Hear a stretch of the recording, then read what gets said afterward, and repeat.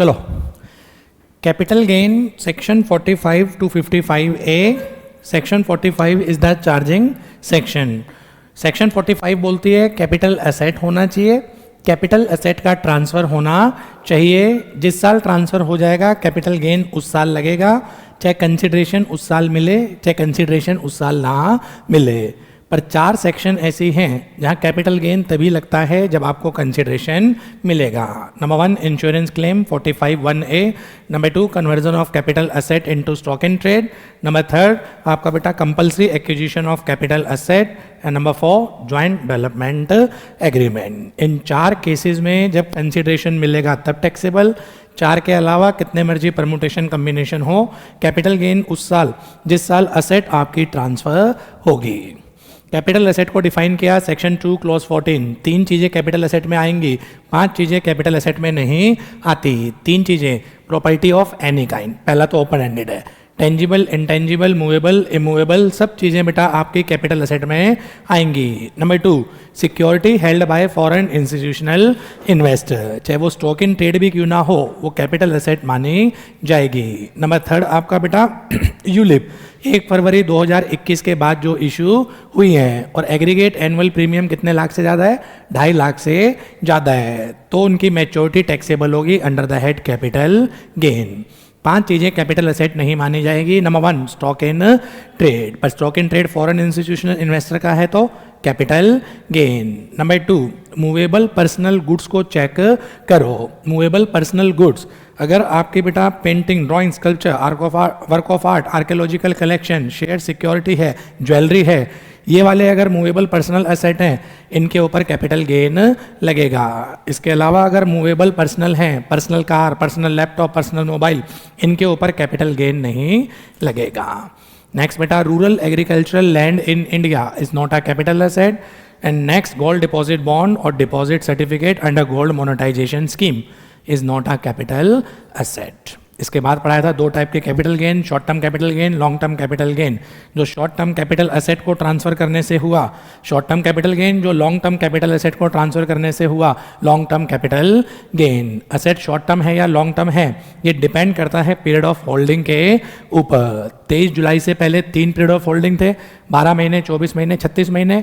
23 July 2024 के बाद 2 period of holding है, 12 महीने और 24 महीने। आपका सिलेबस एक ऐसा पढ़ रहा है जिसमें दोनों पढ़ने हैं। तो पहले वाले अगर आपके बेटा units of equity oriented mutual fund है, यूनिट्स ऑफ यूटीआई है, जीरो कूपन बॉन्ड है या लिस्टेड सिक्योरिटी है, इनके हमेशा 12 महीने थे, 23 जुलाई से पहले चाहे 23 जुलाई के बाद। इसके बाद बेटा आपके साथ अनलिस्टेड शेयर, लैंड और बिल्डिंग 24 महीने हमेशा, 23 जुलाई से पहले भी और 23 जुलाई के बाद भी। एनी अदर एसेट जो इन 2 ऊपर कवर नहीं होती, 23 जुलाई से पहले 36 महीने, आज के टाइम कितना बेटा 23 जुलाई के बाद 24 महीने। ठीक है जी। फिर कॉन्सेप्ट स्टार्ट किए थे, कॉन्सेप्ट में ही ले लेते हैं। Concept number 1 tax on LTCG on land और बिल्डिंग। एक थंब रूल सिखाया था 23 जुलाई 2024 के बाद कोई भी कैपिटल एसेट ट्रांसफर हो और capital gain long term nature का होगा, इंडेक्सेशन के बेनिफिट अलाउड नहीं होंगे। हाँ, इंडेक्सेशन टैक्स निकालते टाइम हो सकता है, वो भी किसमें, लैंड और बिल्डिंग, इंडिविजुअल और HAF, रेजिडेंट अगर ट्रांसफ़र करेंगे 23 जुलाई 2024 के बाद और लॉन्ग टर्म कैपिटल गेन होता है तो 20% after indexation, 12.5% without indexation, which ever is less. ये टैक्स निकालने के लिए इंडेक्सेशन है, गेन निकालने के लिए कभी भी इंडेक्सेशन नहीं होगा। ये था बेटा अपना concept number 1। Concept number 2 property acquired prior to 1 April 2001। सीधा क्रक्स होम में कोई भी कैपिटल एसेट जो 1 अप्रैल 2001 से पहले ली है। स्टेप 1 फेयर मार्केट वैल्यू लो 2001 की, कंपेयर कर दो किससे, stamp duty value 2001, whichever is less. इस विच एवर इज लेस को कंपेयर कर देना एक्चुअल कॉस्ट जो भी परचेज प्राइस था उससे, विच एवर इज हायर, ये कॉस्ट ऑफ एक्विजिशन मानी जाएगी 2001 की। ये था अपना concept number 2। Concept number 3 gift will inheritance, अगर असेट गिफ्ट में, विल में, इनहेरिटेंस में मिली है तो जिस टाइम ये असेट मिली उस टाइम तो कोई कैपिटल गेन नहीं, कल को जब बेचेंगे कैपिटल गेन के प्रोविजन लगेंगे। जितने का बेचा सेल प्राइस है, पूरे चैप्टर में दो झगड़े, cost of acquisition and period of holding. Cost of acquisition previous owner, period of holding previous owner. अगर इंडेक्सेशन करना पड़ गया तो वो भी कहाँ से लेंगे बेटा हम? प्रीवियस ओनर से। ठीक है जी। और 2001 से पहले अगर है तो भी प्रीवियस ओनर लेंगे, पर 2001 से पहले की इंप्रूवमेंट ऑल टुगेदर इग्नोर होती है। इंप्रूवमेंट चाहे करंट ओनर ने कराई हो, इंप्रूवमेंट चाहे प्रीवियस ओनर ने करवाई हो, इंप्रूवमेंट को हमेशा कंसीडर करेंगे। इसके बाद था concept number 4 section 50C read with 43C A. क्या बोलता था बेटा क्रक्स फॉर्म में? Stamp duty value sale price के 110% से ज़्यादा है, स्टैम्प ड्यूटी वैल्यू पे कैपिटल गेन लगेगा, अदरवाइज एक्चुअल सेल प्राइस पे कैपिटल गेन लगेगा। स्टैम्प ड्यूटी वैल्यू किस दिन की देखनी थी? As on the date of agreement. उस दिन की स्टैम्प ड्यूटी वैल्यू देखनी है, सब्जेक्ट टू सारा पैसा उस दिन मिल जाए या पार्ट ऑफ द पैसा उस दिन मिल जाए through any mode other than cash. ठीक है जी। और डिफरेंस मैंने अदर सोर्स में पढ़ा दिया था बेटा, डिफरेंस अगर 50,000 से ज़्यादा है and stamp duty value sale price के 110% से ज़्यादा है तो डिफरेंस अदर सोर्स में बायर की इनकम मान ली जाएगी। 50C कैपिटल गेन पे लगता था बेटा, 43CA PGBP के ऊपर अप्लाई होता है। लैंग्वेज बिल्कुल सेम है। आई थिंक ये यहाँ तक हुए थे कॉन्सेप्ट बेटा। फाइनली आज की क्लास स्टार्ट करता हूँ, धीरे धीरे चलते हैं। कॉन्सेप्ट नंबर 5,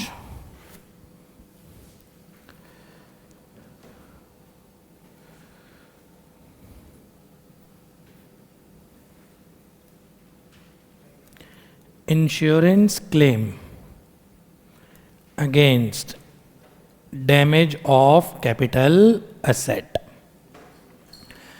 सुनने पे ध्यान दो बेटा, सेक्शन 45(1)(a) 2-3 बार रिवाइज कराता हूं। अगर कैपिटल एसेट डैमेज डिस्ट्रॉय होती है, इसके ऊपर ही कैपिटल गेन लगेगा अगर इसके बदले आपको इंश्योरेंस क्लेम मिलता है। मेरी एक कैपिटल एसेट थी, प्लांट एंड मशीनरी, बिल्डिंग, कुछ भी, वो कैपिटल एसेट मेरी क्या हो गई साहब? डैमेज हो गई। उसके बदले मुझे इंश्योरेंस क्लेम मिला तो लॉ सेज ये डैमेज को ही ट्रांसफर मान लो, कैपिटल गेन लगेगा। पर कैपिटल गेन उस साल लगेगा जिस साल आपको इंश्योरेंस क्लेम मिलेगा। ट्रांसफर किस साल माना जाएगा? जिस साल एसेट डैमेज हुई। कैपिटल गेन किस साल लगेगा? जिस साल आपको इंश्योरेंस क्लेम मिलेगा। सर किस वैल्यू पे कैपिटल गेन लगे? अगर बेटा क्लेम कैश में मिला है तो कैश ले लो, एसेट मिली है तो उसकी फेयर मार्केट वैल्यू ले लो, और अगर दोनों मिले हैं तो दोनों चीज कंसीडर कर लो। ये हो जाएगा full value of consideration.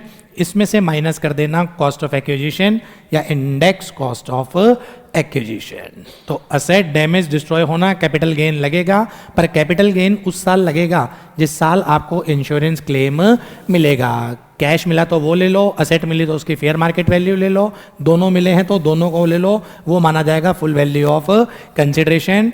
Minus कर देना कॉस्ट ऑफ एक्विजिशन या इंडेक्स कॉस्ट ऑफ एक्विजिशन। छोटा सा एग्जांपल सामने देखो, मैंने 4-5 में एक कैपिटल एसेट बिल्डिंग खरीदी 10 लाख की, इसमें आग लग गई बेटा 16 अक्टूबर 2020 को, डैमेज हो गई, तो ये ट्रांसफर इस साल है।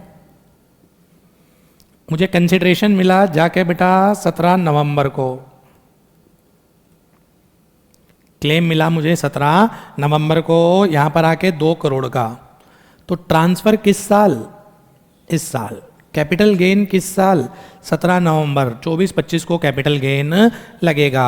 तो जब पीरियड ऑफ होल्डिंग लिखोगे, स्टार्ट कहां से करोगे? 4-5, जब खरीदा, खत्म 15 अक्टूबर। कंसिडरेशन को मतलब लेना बेटा 15 अक्टूबर। 15 भी क्यों लिया? क्योंकि जिस दिन ट्रांसफर होता है 16, उसको पीरियड ऑफ होल्डिंग में नहीं लेते। तो आपका पीरियड ऑफ होल्डिंग 15 अक्टूबर।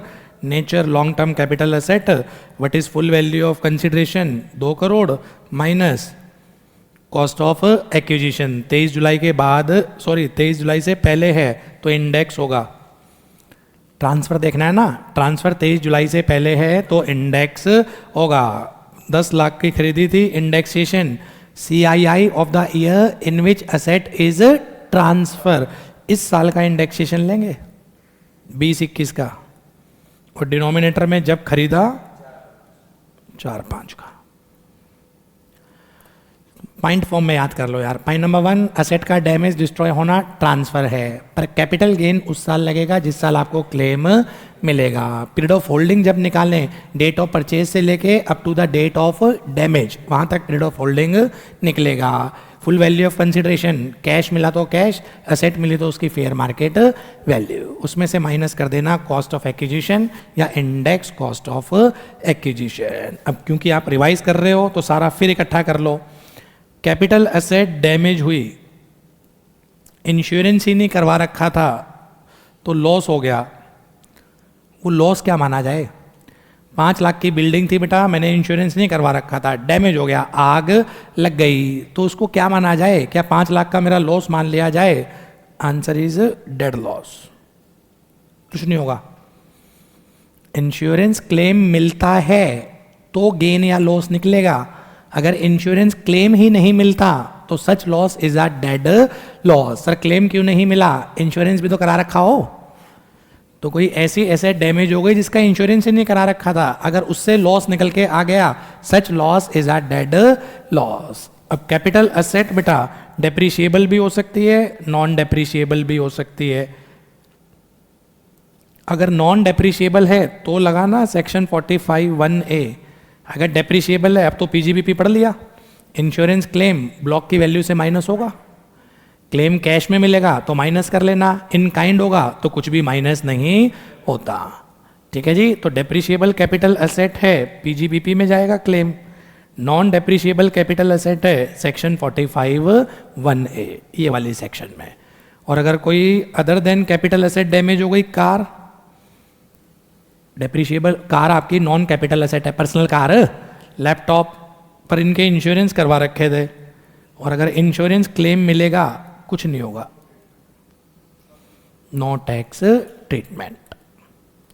तो ये है बेटा आपका इंश्योरेंस क्लेम। डेप्रिशिएबल एसेट का इंश्योरेंस क्लेम ब्लॉक में एडजस्ट होगा, नॉन डेप्रिशिएबल एसेट का insurance claim section 45(1)(a capital gain में आएगा। कैपिटल गेन उस साल लगेगा जिस साल आपको एक्चुअल में इंश्योरेंस क्लेम मिलेगा। ठीक है जी, नेक्स्ट बेटा ये था कॉन्सेप्ट नंबर 5, इसमें कोई दिक्कत? Concept number 6, conversion of capital asset into stock in trade 45(2)। अगर कैपिटल एसेट आपने स्टॉक इन ट्रेड में कन्वर्ट करी तो इसके ऊपर कैपिटल गेन लगेगा, पर कैपिटल गेन उस साल लगेगा जिस साल स्टॉक इन ट्रेड को आप बेचेंगे। मैंने प्रीवियस ईयर 5-6 में एक अर्बन लैंड परचेज करी 10 लाख की, मैंने प्रीवियस ईयर 20-21 में इसको कन्वर्ट कर दिया स्टॉक इन ट्रेड में, इस दिन की फेयर मार्केट वैल्यू 50 लाख, तो लॉ ने बोल दिया इस कन्वर्जन को ट्रांसफर मान लो। तो ये ट्रांसफर तो मान लिया, पर कैपिटल गेन उस साल लगेगा जिस साल मैं इसको बेचूंगा। मैंने ये स्टॉक बेचा 90 लाख का, तो कैपिटल गेन ड्यू किस साल हो गया था? जिस साल कन्वर्ट हुआ। कैपिटल गेन लगेगा किस साल? जिस साल मैं इस स्टॉक को बेचूंगा। कैपिटल गेन सेल के ऊपर नहीं है, कैपिटल गेन कन्वर्जन के ऊपर है। तो इसके लिए पहले हम क्या निकालेंगे? फिर पीरियड ऑफ होल्डिंग, कहाँ से? 5-6 से लेके कन्वर्जन तक, सेल तक नहीं, कन्वर्जन के ऊपर कैपिटल गेन है, नेचर निकल के आ जाएगा बेटा। तो what is the full value of consideration? किस वैल्यू के ऊपर कैपिटल गेन लगेगा? Fair market value as on the date of conversion, 50 lakh पे माइनस कॉस्ट ऑफ एक्विजिशन या इंडेक्स कॉस्ट ऑफ एक्विजिशन। 23 जुलाई से पहले है तो इंडेक्स कर लेना, 23 जुलाई के बाद है बेटा तो इंडेक्स नहीं होगा। बैलेंसिंग फिगर क्या निकल के आएगी? Capital gain. निकलेगी किस साल? जिस साल स्टॉक बिकेगा, year in which stock is sold out. अब क्योंकि इस साल स्टॉक बिक रहा है तो बिजनेस इनकम भी निकलेगी। स्टॉक बिका है तो बिजनेस इनकम भी निकलेगी। स्टॉक का सेल प्राइस क्या माना जाएगा? 90 लाख। कॉस्ट क्या मानी जाएगी? स्टॉक की cost FMV. 90 minus 50, 40 lakh is the business income. तो क्या कह रहा है बेटा ये? Conversion of capital asset into stock in trade treated as transfer, but capital gain shall arise in the year in which stock is sold out. किस value पे capital gain बेटा? Fair market value as on the date of conversion minus cost of acquisition या index cost of acquisition. अब क्योंकि stock भी बिक रहा है तो उस साल पीजीबीपी के प्रोविजन लगेंगे। Sale price of stock minus cost of stock. Cost क्या मानी जाएगी बेटा? FMV as on the date of conversion. तो हम ऐसा भी बोल सकते हैं ये एफएमवी अपने आप में डबल रोल प्ले करती है। कैपिटल गेन निकालने के लिए यही फुल वैल्यू ऑफ कंसिडरेशन और बिजनेस इनकम निकालने के लिए यही कॉस्ट ऑफ स्टॉक। ठीक है, इसके प्रैक्टिकल क्वेश्चन में कैसे फंसेंगे? प्रैक्टिकल क्वेश्चन बेटा, मान लो 1000 स्क्वायर मीटर की अर्बन लैंड थी, पूरी 1000 स्क्वायर मीटर बिक जाए फिर तो कोई दिक्कत नहीं। बिकी है 700 स्क्वायर मीटर, 100% कन्वर्जन के बाद बिक जाए तो दिक्कत नहीं आएगी। ये भी तो हो सकता है स्टॉक टुकड़ों में बिक रहा है, अभी केवल 700 स्क्वायर मीटर बिका है। कैसे निकालते थे? पहले एज यूजुअल कैपिटल गेन निकाल लेना। 100% बिका है, मैंने एज यूजुअल कैपिटल गेन निकाला 50 लाख मान लो बेटा sale price, cost of acquisition 10 lakh, मेरा कैपिटल गेन 40 लाख। ये 100% पे है, ये 1000 स्क्वायर मीटर पे है, तो 700 पे कितना होगा? प्रोपोर्शनेट हो जाएगा। या तो स्टार्टिंग से ही सारी चीज 70% ले लेना, 1000 में से 700, इसका मतलब 70%। या तो स्टार्टिंग से ही सारी चीज 700 ले लेना बेटा 70% पे, या पहले एज यूजुअल सॉल्व करके फिर कैपिटल गेन क्या कर देना? प्रोपोर्शनेट कर देना। जैसे गोल्ड में बोलेगा कि मैंने 1 किलो गोल्ड कैपिटल एसेट के तौर पे खरीदा था, यहाँ पर मैंने स्टॉक इन ट्रेड में कन्वर्ट कर दिया। 1 किलो में से 300 ग्राम बिका है, यहाँ पर बिका कितना है? 300 ग्राम। तो कैपिटल गेन कितने पे लगेगा? 300 ग्राम पे। या तो फिगर ही 300 ग्राम की लेना या पूरे 1 किलो की लेके आखिरी में कैपिटल गेन क्या कर देना? प्रोपोर्शनेट कर देना। एक तो ये प्रैक्टिकल क्वेश्चन परेशान करेंगे। दूसरा, अर्बन लैंड खरीदी, स्टॉक इन ट्रेड में कन्वर्ट कर दी और बाद में अर्बन लैंड के ऊपर फ्लैट बना के बेचे। ऊपर वाले एग्जाम्पल में और इसमें डिफरेंस क्या है? उसमें जो कन्वर्ट करा है वो एज इट इज बिक गया, फिर तो दिक्कत नहीं आएगी। इसमें कन्वर्ट तो कर दिया स्टॉक इन ट्रेड में, पर उसके ऊपर मैंने फ्लैट बना के बेचा। गोल्ड बिस्किट, ये कन्वर्ट कर दिया स्टॉक इन ट्रेड में। अगर gold biscuit as a biscuit बिक जाए फिर तो कैपिटल गेन निकल जाएगा। मैंने इससे ज्वेलरी बना के बेच दी, तो इस केस में अब सिस्टम कैसे चले? बड़ी सिंपल सी बात है जी। 10 लाख की लैंड खरीदी थी, जिस दिन कन्वर्ट करा उस दिन की फेयर मार्केट वैल्यू 50 लाख। मैंने इसके ऊपर क्या करे बेटा? 5 फ्लैट बनाए, cost of flat 15 lakh, cost of construction 15 lakh each. कितने बनाए हैं? 5। उसमें से मान लो 2 बिक गए, तो लैंड के ऊपर टोटल फ्लैट कितने बने थे? 5। उसमें से बिके कितने हैं? 2, 40%। तो यानी कि 40% पे फिर क्या लगेगा आपका? Capital gain. सर कैसे निकालेंगे कैपिटल गेन? फिर वही शुरू कर देना भाई, 50 lakh full value of consideration minus cost of acquisition 10 lakh, 40 lakh. ये 5 फ्लैट के लिए है तो 2 के लिए कितना होगा? ये तो होगा कैपिटल गेन। और जब पीजीबीपी इनकम निकालोगे तो उसमें सेल प्राइस ऑफ स्टॉक वो ले लेना, minus cost of land minus construction expense,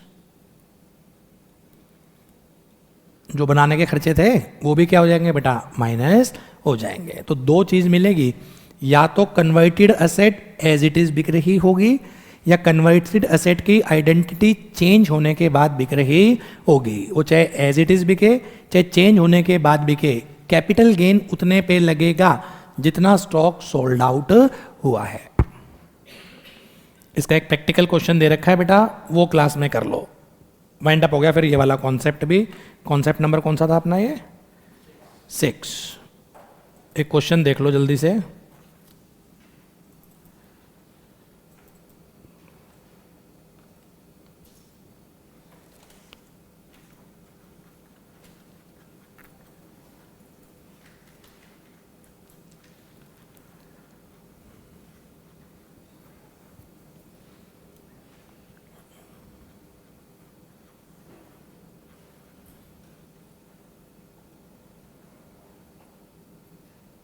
हटा दिया गया मैंने, ये रहा क्वेश्चन नंबर 5। तेजी से देखो बेटा। 27 मई 2003 को आदर्श ने एक अर्बन लैंड परचेज करी 50 लाख की। 4 अगस्त 2024 को लैंड कन्वर्ट कर दी स्टॉक इन ट्रेड में। जिस दिन कन्वर्ट करी उसकी एफएमवी 3 करोड़। आदर्श ने इसके ऊपर 10 फ्लैट बनाए। कॉस्ट ऑफ कंस्ट्रक्शन है 20 लाख पर फ्लैट। 15 मार्च को उसमें से कितने बेच दिए, 6 लाख। तो कुछ नहीं कर रहा मैं, डायग्राम फॉर्म में कन्वर्ट कर रहा हूँ। 27 मई को आप लिख रहे हो जल्दी जल्दी, डेट ऑफ परचेज। अभी क्वेश्चन को डायग्राम फॉर्म में ले रहा हूँ। कितने का खरीदा भाई, 50 लाख। 4 अगस्त 2024 को स्टॉक इन ट्रेड में कन्वर्ट। उस दिन की एफएमवी 3 करोड़। और इसके ऊपर कितने फ्लैट बना दिए, नालायक 10 फ्लैट बनाए हैं। इसके ऊपर cost of each flat 20 lakh. और मैंने 15 मार्च 2025 को कितने फ्लैट बेच दिए, 10 में से 6 बोल सकता हूँ 60% स्टॉक बिक गया। समझ में आए तो हाँ करना, 60% स्टॉक बिक गया। तो बोलो जरा कैपिटल गेन। सबसे पहले पीरियड ऑफ होल्डिंग लिखते हैं 27 मई 2003 टू कैपिटल गेन कन्वर्जन के ऊपर है, सेल के ऊपर नहीं है। कन्वर्ट कब हुआ है, 4 अगस्त को, उससे एक दिन पहले। Nature long term. What is the full value of consideration, पहले टोटल पे निकाल लेते हैं, 3 crore minus cost of acquisition, index नहीं होगा, नहीं, 3 अगस्त 2024। कौन सी कट ऑफ डेट थी, कट ऑफ डेट ही भूल गया मैं, 23 जुलाई। 23 जुलाई 2024 के बाद है, इंडेक्स नहीं होगा। कॉस्ट ऑफ एक्विजिशन कितनी, 50 लाख। ये टोटल है 100% पे, तो कितना हो गया, 2.5 करोड़।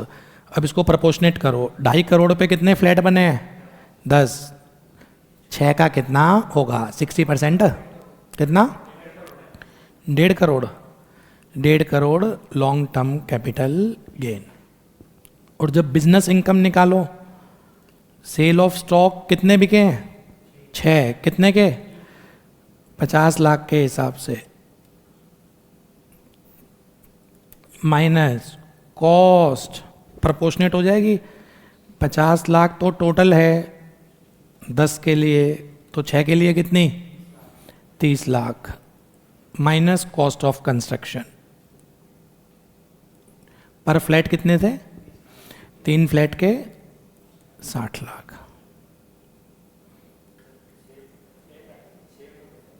सॉरी, बिके 6 हैं, 1 करोड़ 20 लाख। निकाल लेना आप जो भी आएगा। कॉन्सेप्ट समझ में आ गया मैं क्या कहना चाह रहा हूं बेटा। तो स्टॉक एज ए स्टॉक भी बिक सकता है, हो सकता है स्टॉक अपनी आइडेंटिटी भी चेंज कर दे। जैसे एक एग्जांपल में आइडेंटिटी क्या हो गई उसकी, चेंज हो गई, कोई दिक्कत नहीं।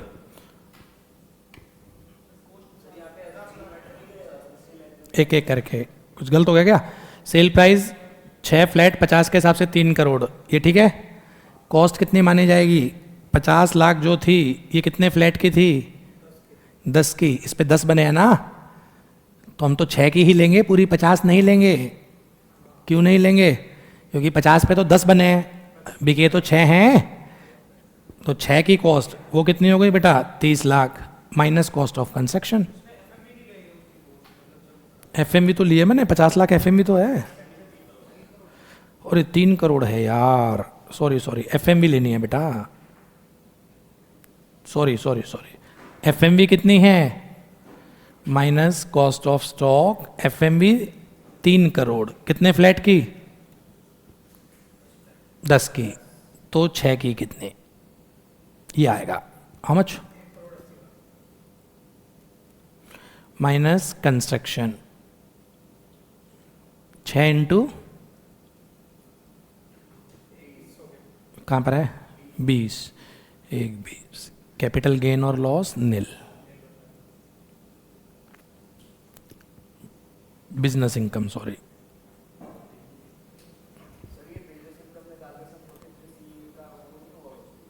अगर दे रखी हो वैल्यू उसकी तो वो भी हो जाएगा,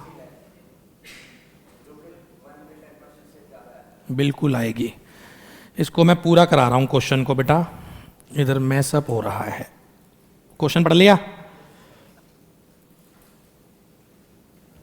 सॉल्यूशन। पहले computation of capital gain. Period of holding बोलो बेटा, अब नहीं मुझे बार बार जाना पड़ेगा। खरीदा कब था?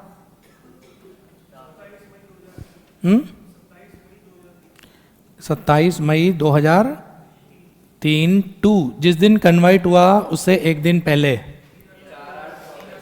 3 अगस्त 2024। Nature long term capital asset. What is the full value of consideration? FMV, total FMV बताना 3 करोड़ माइनस इंडेक्स नहीं होगा 23 जुलाई के बाद है। Cost of acquisition capital gain 2.5 crore तो टोटल है। इस पे फ्लैट कितने बने हैं? बिके कितने हैं? कैपिटल गेन उतने पे लगता है जितना स्टॉक बिका है। कैपिटल गेन उतने पे जितना स्टॉक बिका है। How much? 1.5 करोड़। ठीक है जी। देन इसके बाद computation of business income. Cell price of 1 flat 50 lakh. SDV of 1 flat 60 lakh. Section 43 CA। Stamp duty value 110% से ज़्यादा है। क्वेश्चन में ये भी दे रखी थी, पढ़ी नहीं थी मैंने। आपकी स्टैम्प ड्यूटी वैल्यू दे रखी है बेटा 110% से ज़्यादा है, तो क्या माना जाएगा? सेल प्राइस एक फ्लैट का 60 लाख। कितने फ्लैट बिके हैं? 6 minus cost of stock fair market value 3 crore. ये तो 10 की थी, तो 6 की कितनी होगी? Minus cost of construction. बोलना एक फ्लैट की कॉस्ट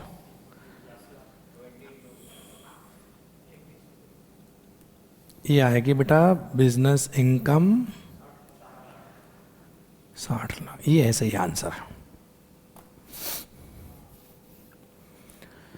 तो आज का सेकंड कॉन्सेप्ट हो गया बेटा conversion of capital asset into stock in trade. तेजी से जिस साल कन्वर्ट करा ट्रांसफर उस साल मानेंगे, पर कैपिटल गेन उस साल लगेगा जिस साल ये स्टॉक बिकेगा। किस वैल्यू पे कैपिटल गेन लगेगा? Fair market value as on the date of conversion minus कर देना cost of acquisition. Long term है तो इंडेक्स कॉस्ट ऑफ एक्विजिशन। ठीक है जी। स्टॉक सारा बिक गया तो सारे पे कैपिटल गेन, कम बिका है तो प्रोपोर्शनेट कैपिटल गेन, कुछ भी नहीं बिका तो कोई कैपिटल गेन नहीं। अगर बिका ही नहीं, कन्वर्ट तो हो गया पर अभी बिका नहीं, no capital gain. Losses wait and watch, उस साल टैक्स लगाएंगे जिस साल ये आपका एक्चुअल में सोल्ड आउट होगा। इस कॉन्सेप्ट में कोई दिक्कत? चले मूव ऑन, चलूं अगले पे। नेक्स्ट है बेटा concept number 7, compulsory acquisition of capital asset. Time लगाता हूं। मेरी एक कैपिटल एसेट हाईवे प्रोजेक्ट पे आ गई। दिल्ली से बेटा आपका साहब मुंबई तक एक्सप्रेसवे बन रहा है। मेरी अर्बन लैंड उस पर आ गई, गवर्नमेंट ने एक्वायर कर ली और उसके बदले मुझे क्या दे रही है? गवर्नमेंट कंपनसेशन दे रही है। लॉस कंपनसेशन पे टैक्स लगाना चाहता है, उसके लिए सेक्शन है बेटा 45 सबसेक्शन 5। क्या बोलता है? कैपिटल एसेट अगर कंपल्सरी एक्वायर करी, इसी को ट्रांसफर माना जाएगा, कैपिटल गेन लगेगा। पर कैपिटल गेन उस साल लगेगा जिस साल आपको कंपनसेशन एक्चुअली में रिसीव होगा। तीसरी एक्सेप्शन हो गई है। पहली 45(1) है इंश्योरेंस क्लेम, दूसरी conversion of capital asset into stock in trade बेटा, तीसरी ये ट्रांसफर किस साल? जिस साल कंपल्सरी एक्वायर हुआ। कैपिटल गेन किस साल बेटा? जिस साल आपको एक्चुअल में कंपनसेशन मिलेगा। entire compensation shall be taxable in first instance even if it is received in bits and pieces। मेरा कंपनसेशन रिवार्ड हुआ था 2 करोड़ रुपए, अभी गवर्नमेंट ने दिए हैं केवल 1.5 करोड़ रुपए, पर कैपिटल गेन किस पे लगेगा? पूरे 2 करोड़ रुपए। हाँ, बचा हुआ जब 50 लाख मिलेगा फ्यूचर में, then nothing shall be taxable, क्योंकि पास्ट में ऑलरेडी टैक्स लग चुका है। तो दोबारा बेटा, अगर कैपिटल एसेट कंपल्सरी एक्वायर हुई, पाई नंबर 1 यही ट्रांसफर मान लिया जाएगा। पाई नंबर 2, कैपिटल गेन उस साल लगेगा जिस साल आपको कंपनसेशन मिलेगा। पाई नंबर 3, 100% कंपनसेशन फर्स्ट इंस्टांस में टैक्सेबल हो जाता है, चाहे ये इंस्टॉलमेंट में क्यों ना मिले। पाई नंबर 4, जब पीरियड ऑफ होल्डिंग निकालोगे तो डेट ऑफ परचेज से स्टार्ट होना, खत्म जिस दिन एक्वायर हुआ उससे एक दिन पहले।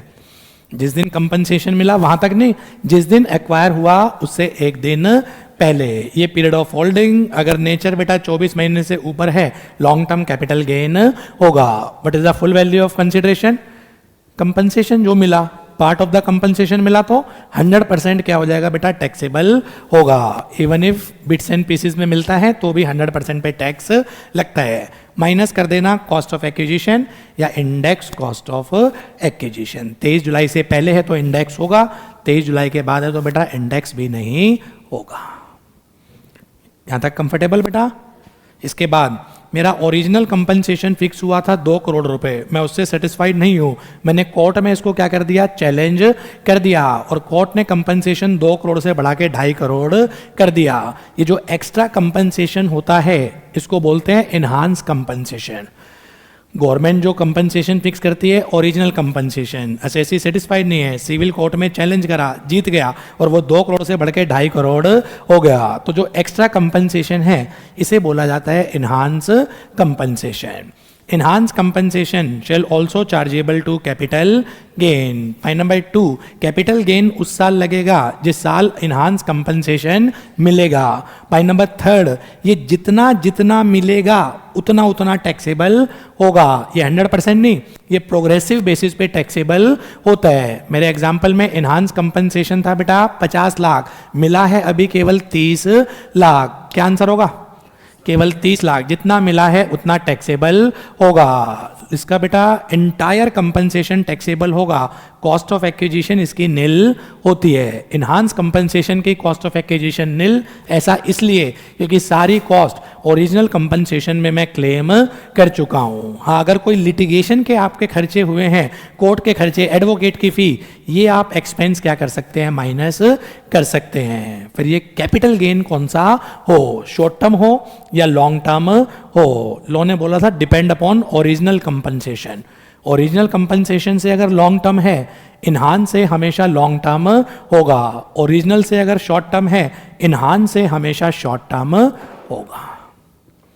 क्वेश्चन फॉर्म में पिक करो, क्या इनहांस कंपनसेशन के ऊपर कैपिटल गेन लगता है? Answer is yes. किस साल लगता है? जिस साल इनहांस कंपनसेशन मिलेगा। जितना जितना मिलेगा उतना उतना टैक्सेबल। फर्क था यहाँ, ओरिजिनल में 100% एक ही बारी में टैक्स हो जाता है, इन्हांस जितना जितना मिलता है उतना उतना टैक्सेबल होता है। किस साल टैक्सेबल होगा इन्हांस? जिस साल ये रिसीव होगा। इंटायर कंपनसेशन टैक्सेबल होता है, कॉस्ट ऑफ एक्विजिशन नील, क्योंकि ओरिजिनल कंपनसेशन में क्लेम कर चुके हैं। हाँ बेटा, लिटिगेशन के अगर आप पे कोई खर्चे हुए हैं, कोर्ट की फी, एडवोकेट के चार्जेस, वो आप माइनस कर सकते हैं। And nature of capital gain would depend upon nature of capital gain from original compensation. Original से अगर लॉन्ग टर्म था, इन्हांस से हमेशा लॉन्ग टर्म। ओरिजिनल से अगर शॉर्ट टर्म था, इन्हांस से हमेशा शॉर्ट टर्म। तो दो कैटेगरी में बांटना, ओरिजिनल कंपनसेशन, इन्हांस कंपनसेशन, दोनों समझ में आ गए। तीसरा, कई बार ऐसा होता है गवर्नमेंट कंपनसेशन देने में लेट हो गई, ओरिजिनल या इन्हांस, इसके बदले क्या मिलता है? इसके ऊपर इंटरेस्ट भी मिलता है। तो कंपनसेशन टैक्सेबल होता है कैपिटल गेन में, इंटरेस्ट ऑन कंपनसेशन या इन्हांस कंपनसेशन टैक्सेबल होता है अदर सोर्स में। अदर सोर्स में एक रिलैक्सेशन है, 50% इंटरेस्ट एग्जम्प्ट हो जाता है, in excess of 50% interest taxable होता है। तो ये तीन कैटेगरी में बांटना, original compensation, enhance compensation, interest on compensation. Treatment बोलना, original compensation chargeable to capital gain, किस साल? Taxable in the year in which it is receive. कितना? 100% taxable in first instance even if it is received in instalment. Number 4, period of holding कहां तक देखेंगे? Compulsory acquisition तक। Practical question में उससे भी एक दिन पहले, ठीक है जी। Nature depend upon period of holding, 24 महीने के बाद है तो लॉन्ग टर्म, 24 महीने के अंदर अंदर है तो शॉर्ट टर्म। ये तो हुआ ओरिजिनल कंपनसेशन।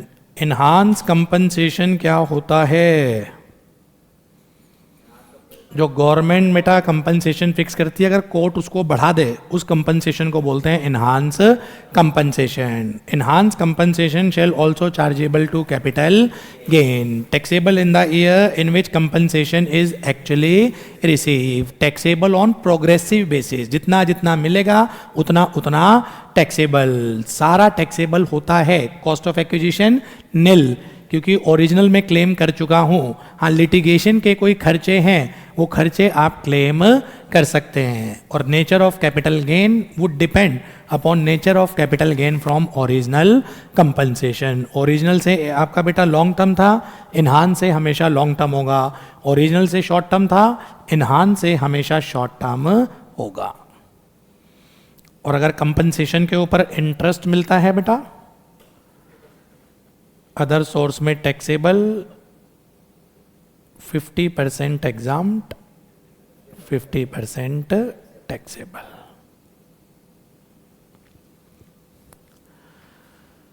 तो ये है आपका अपना concept number 7, compulsory acquisition of capital asset.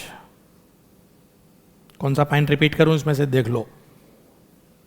ये याद रखना, ओरिजिनल वाला 100% एक ही बारी में, चाहे किस्तों में क्यों ना हो। इन्हांस वाला जितना जितना मिलेगा उतना उतना टैक्सेबल होगा।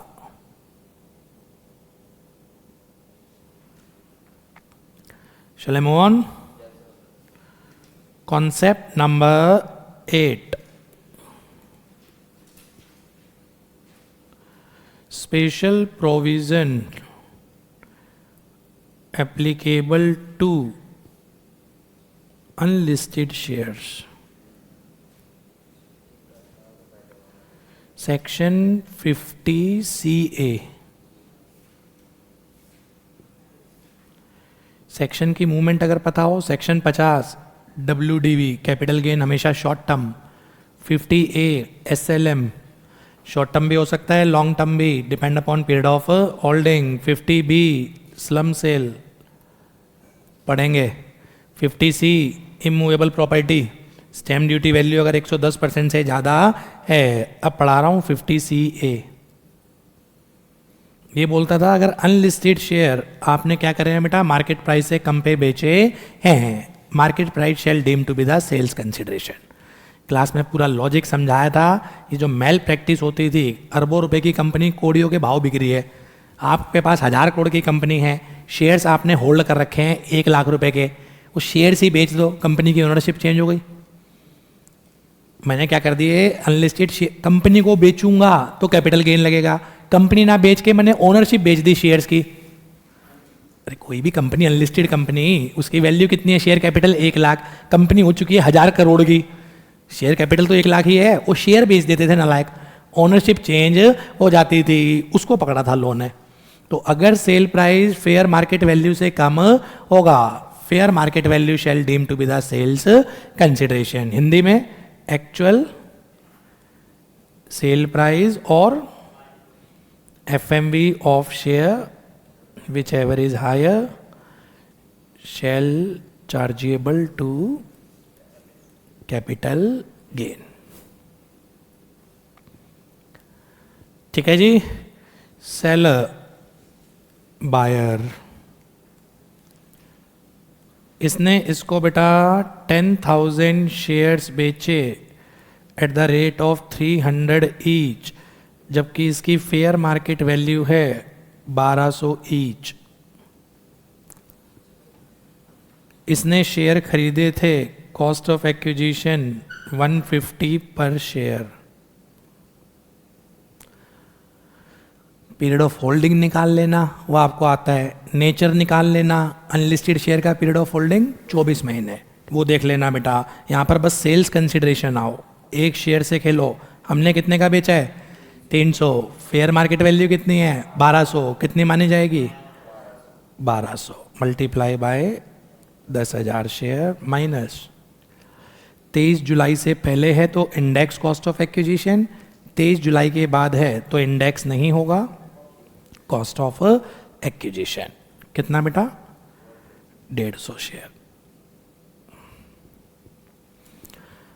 सिंप्लीफाइड था, अनलिस्टेड शेयर अगर फेयर मार्केट वैल्यू से कम पे बेचोगे, fair market value shall deem to be the sales consideration. Logic समझाया था।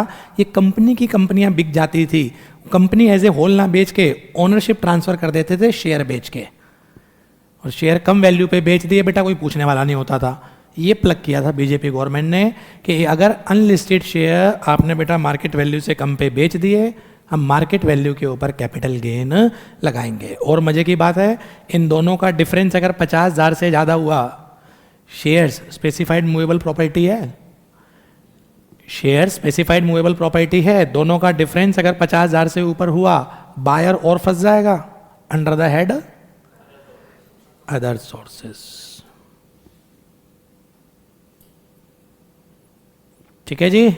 तो ये था बेटा concept number 8, tax treatment of unlisted share. Point number 1, unlisted share capital asset है। Point number 2, period of holding 24 महीने देखते हैं। पॉइंट नंबर 3, अगर फेयर मार्केट वैल्यू से कम पे बेचेंगे, fair market value shall deem to be the sales consideration. Point number 4, 23 जुलाई से पहले बिकेगा, अगर लॉन्ग टर्म कैपिटल गेन है तो इंडेक्सेशन होगा।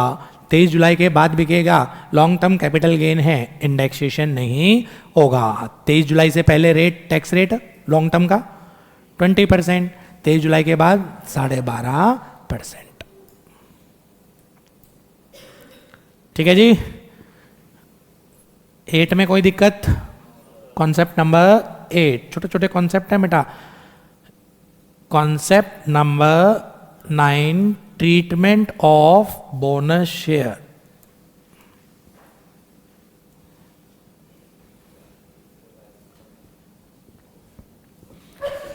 बोलो, बोनस शेयर की क्या ट्रीटमेंट होगी? जिस टाइम बोनस शेयर मिले उस टाइम इसकी कोई ट्रीटमेंट नहीं, कल को जब बेचेगा तो उस टाइम कैपिटल गेन लगेगा, तो no tax treatment when bonus shares are receive.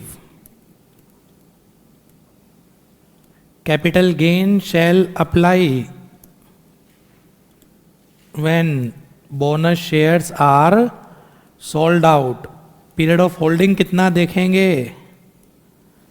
Listed हैं तो 12 महीने, अनलिस्टेड हैं तो 24 महीने।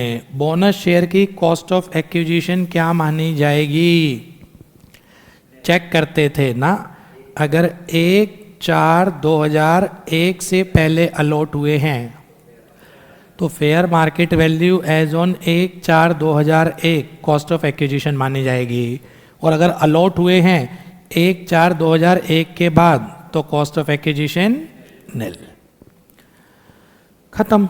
तेजी से, जिस टाइम बोनस शेयर मिलते हैं उस टाइम बोनस शेयर की कहीं कोई टैक्स स्टेटमेंट नहीं होती। हाँ, कल को जब बेटा शेयर होल्डर बोनस शेयर बेचेगा उस टाइम उसके ऊपर कैपिटल गेन लगेगा। शॉर्ट टर्म और long term depend upon period of holding. बेटा लिस्टेड शेयर है, पीरियड ऑफ होल्डिंग 12 महीने चेक करते हैं। अनलिस्टेड शेयर है, पीरियड ऑफ होल्डिंग 24 महीने चेक करते हैं। आपका 12-24 के अंदर बिकेगा शॉर्ट टर्म, 12-24 के बाद बिकेगा लॉन्ग टर्म। सेल प्राइस आपके पास होगा, माइनस कर देना कॉस्ट ऑफ एक्विजिशन। 2001 के बाद अलॉट हुआ है, कॉस्ट ऑफ एक्विजिशन निल। और अगर 2001 से पहले अलॉट हुआ है तो fair market value as on 1 April 2001 is the cost of acquisition. Practice इकट्ठी कराऊंगा, एक क्वेश्चन डाल रखा है। तो अनलिस्टेड शेयर हो गए, उसके बाद क्या ले लिया बेटा, बोनस शेयर ले लिया। Concept number 9। Concept number 10, treatment of right share.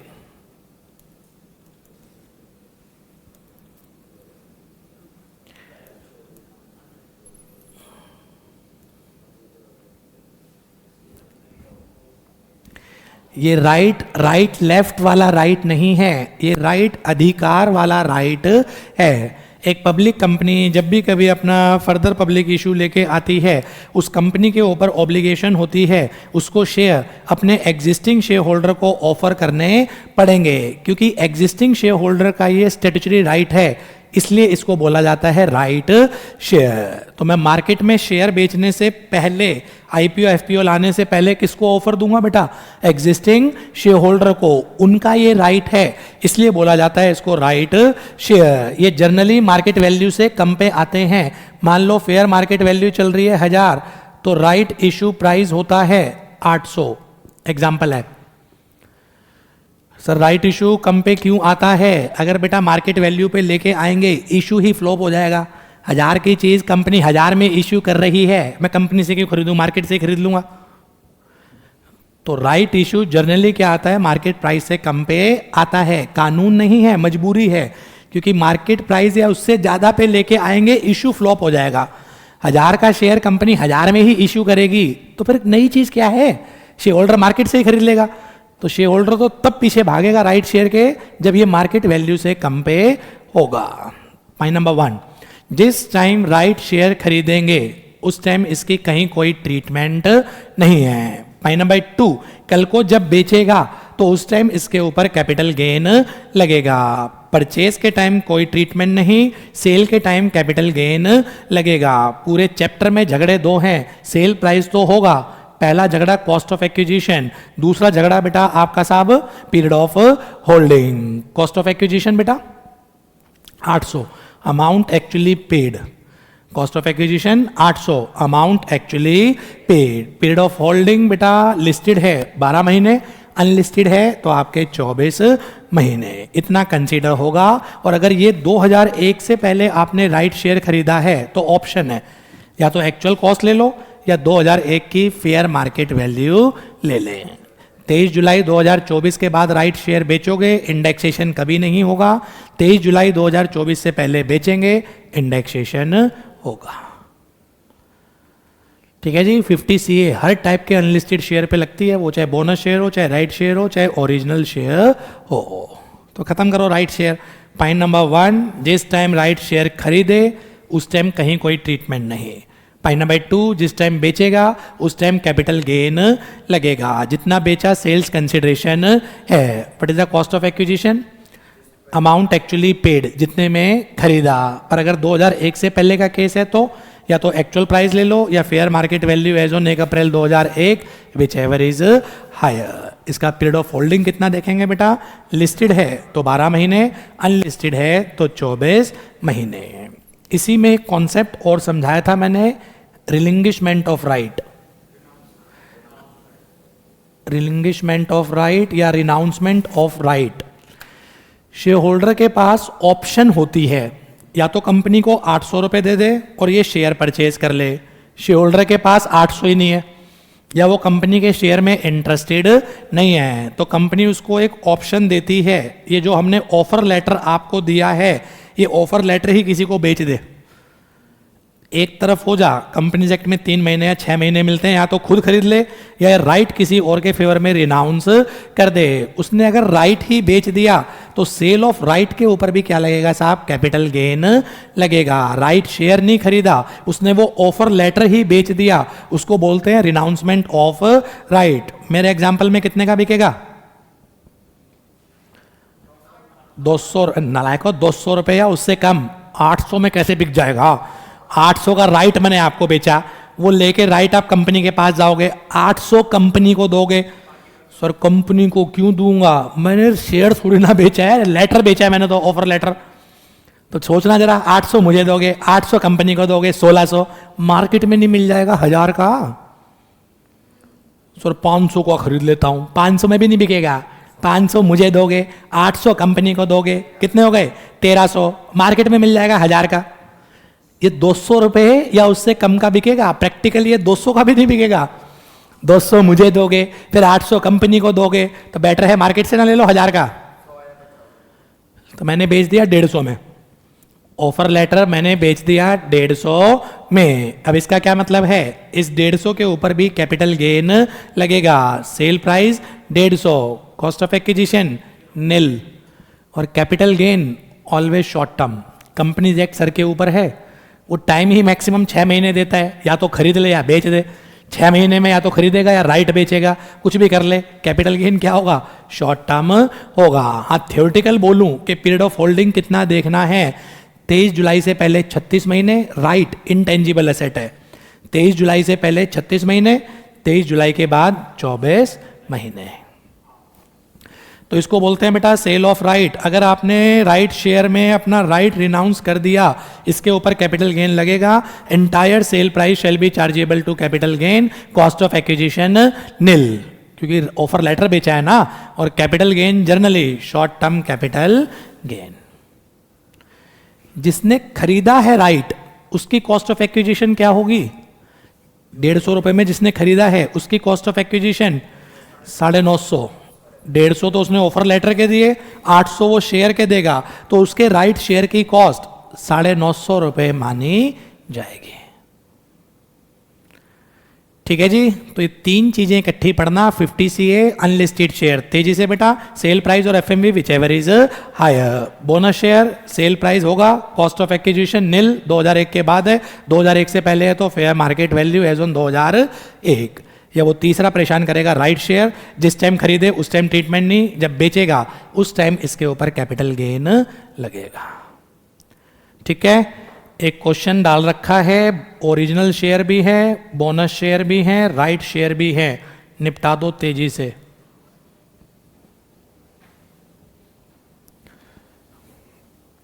ये 112 एक लिस्टेड की प्रैक्टिस है बेटा, ये अनलिस्टेड की नहीं डाली, छोड़ो। ये 112 एक ही प्रैक्टिस है, बाद में कराऊंगा। प्रैक्टिस कराऊं इसकी या कॉन्सेप्ट समझ में आ गए, आ गया। ये हो गया बेटा अपना कॉन्सेप्ट नंबर 10।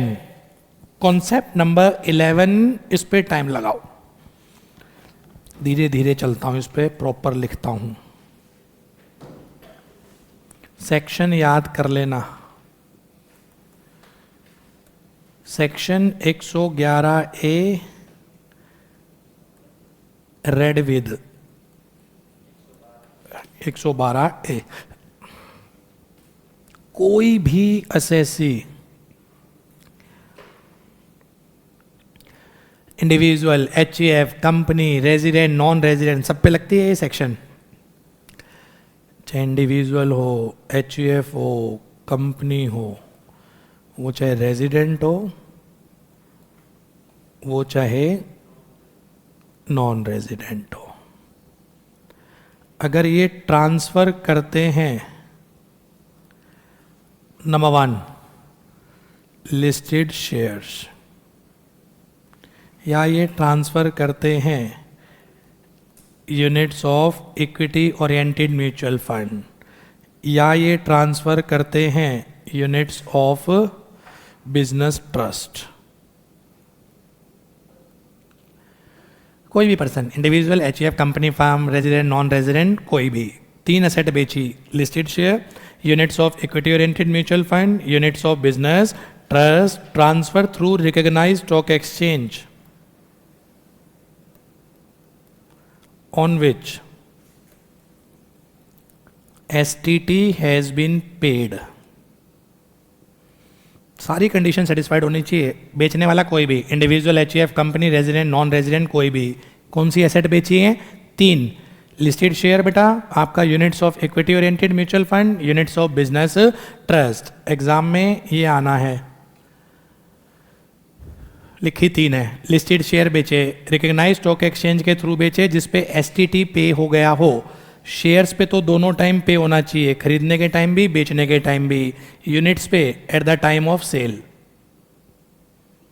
एसटीटी पे हुआ हो खरीदने के टाइम भी, शेयर्स पे बेचने के टाइम भी, यूनिट्स पे at the time of sale. ये सारे पॉइंट सेटिस्फाइड हैं तो बेचने से या तो शॉर्ट टर्म कैपिटल गेन होगा या बेचने से बेटा लॉन्ग टर्म कैपिटल गेन होगा।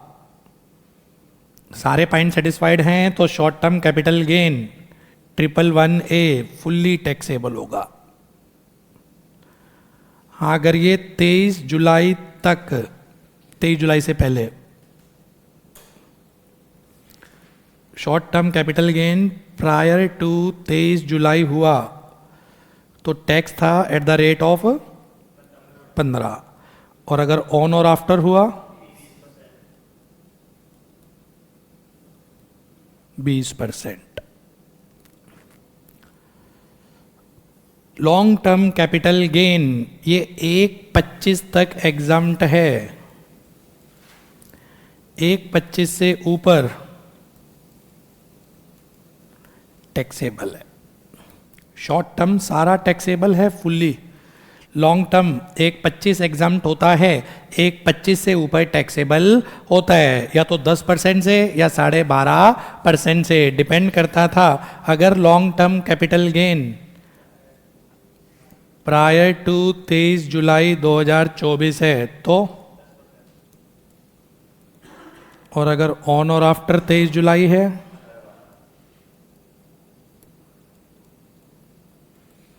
और पूरे साल के मिला के 1/25 एग्जाम थे। कोई ये मत समझ लेना 23 जुलाई से पहले के भी 1/25 और बाद के भी 1/25 है। पूरे साल के ओवरऑल मिला के 1/25 एग्जाम्ड होते हैं।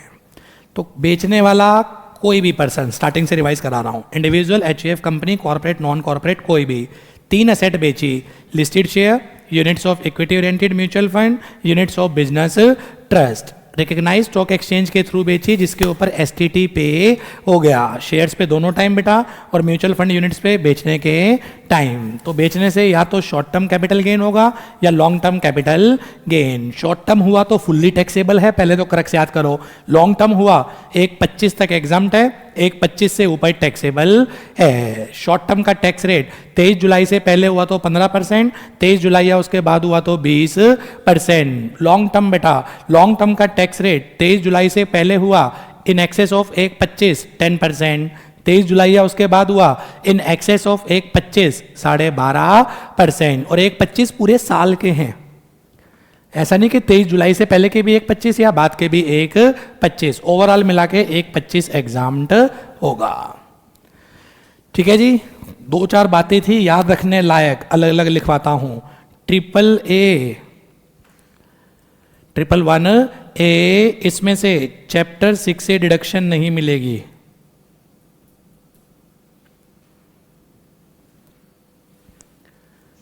रिबेट मिल जाएगी 87A वाली।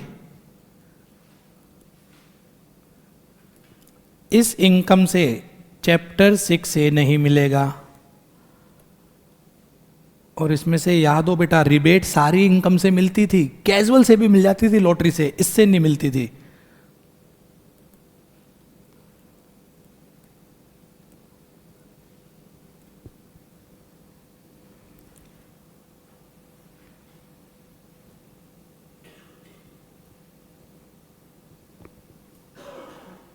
Okay report, how to compute long term capital gain, इसमें भी एक कॉन्सेप्ट था।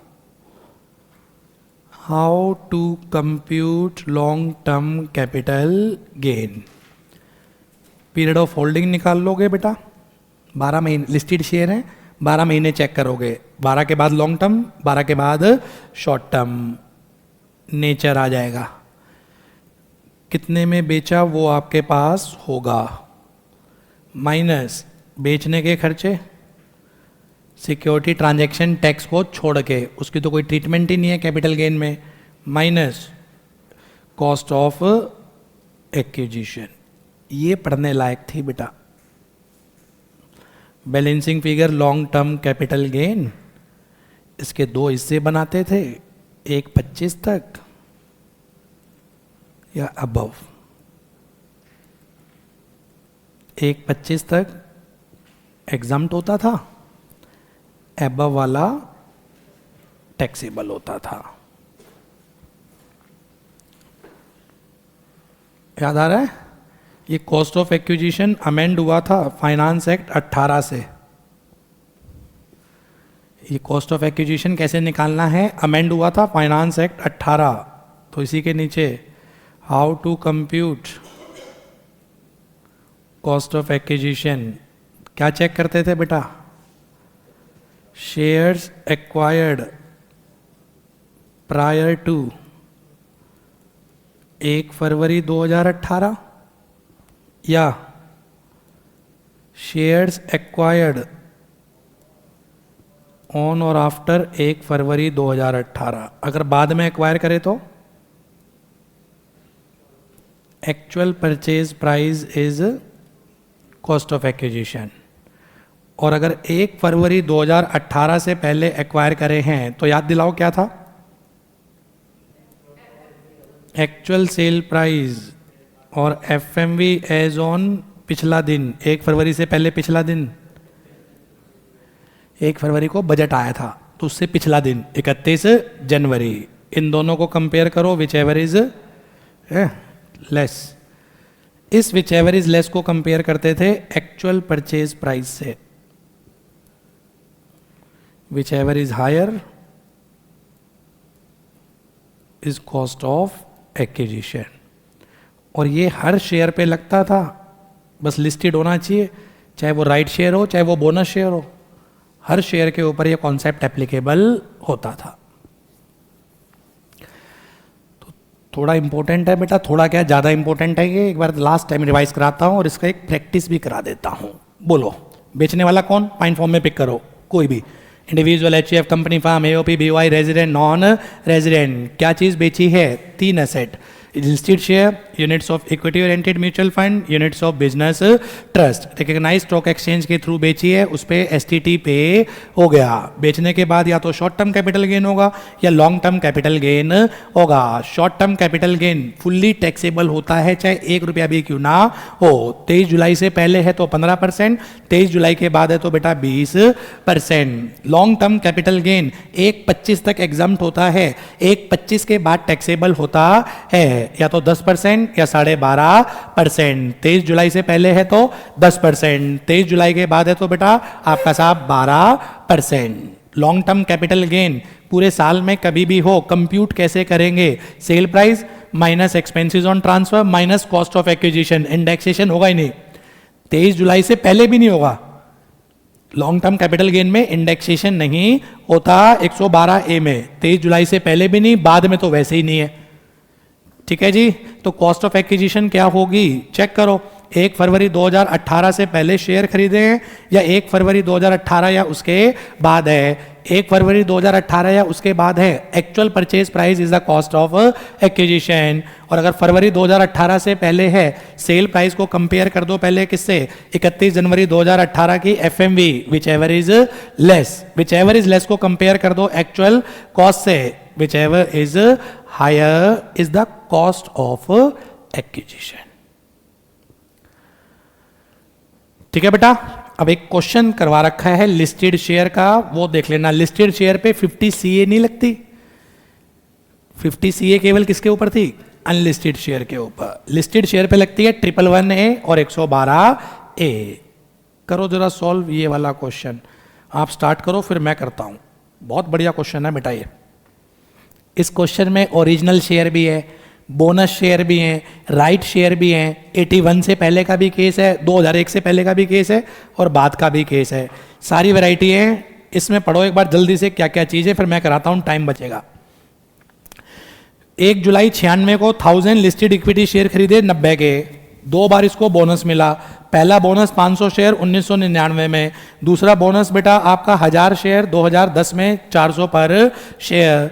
फिर इसने 2021 में 1200 राइट शेयर खरीदे, 800 वाले 900 में, कितने वाले 1200 वाले 800 में।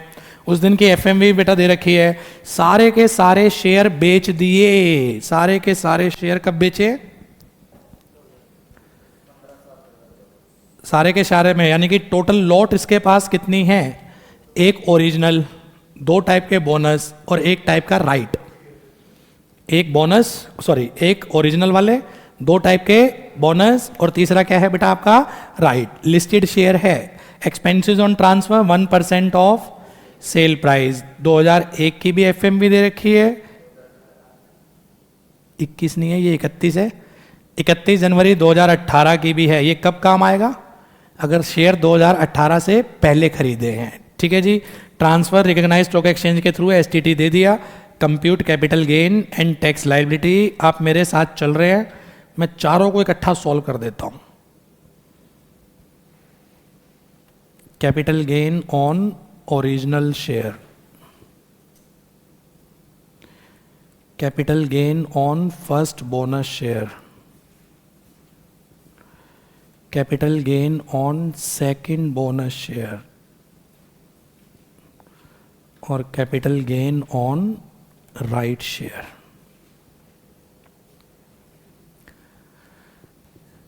रिकॉग्नाइज स्टॉक एक्सचेंज के थ्रू है, एसटीटी पे यानी कि 111 है और 112 है। शॉर्ट टर्म है तो 111 है, लॉन्ग टर्म है तो 112 है। मुझे जो जो पूछूं बस उसका आंसर देना। ओरिजिनल शेयर बताओ, नंबर ऑफ शेयर्स कितने हैं। क्वेश्चन सामने रखो यार, नहीं मुझे बार बार भागना पड़ेगा क्वेश्चन पे बेटा। 1000 शेयर्स हैं, क्वेश्चन सामने रखो यार। खरीदे कब है, 1/7/96, 2 जिस दिन बेचा उससे एक दिन पहले। नेचर 12 महीने चेक करने हैं, लिस्टेड शेयर है 12 से ज़्यादा है। Long term capital asset, sales consideration, मैंने बेचा कितने का है, 1 शेयर 2000 का। कितने शेयर्स हैं ये, 1000। How much, 20 lakh minus expenses on transfer 1% of sale price. 20 lakh का 1% कितना होता है, 20,000 माइनस 23 जुलाई से पहले है पर इंडेक्सेशन नहीं होगा क्योंकि 112A में इंडेक्सेशन होता ही नहीं। Cost of acquisition, cost of acquisition बेटा वर्किंग नोट बनाना, क्योंकि 1 फरवरी 2018 से पहले है ना, तो इसी के नीचे वर्किंग नोट बना देता हूं।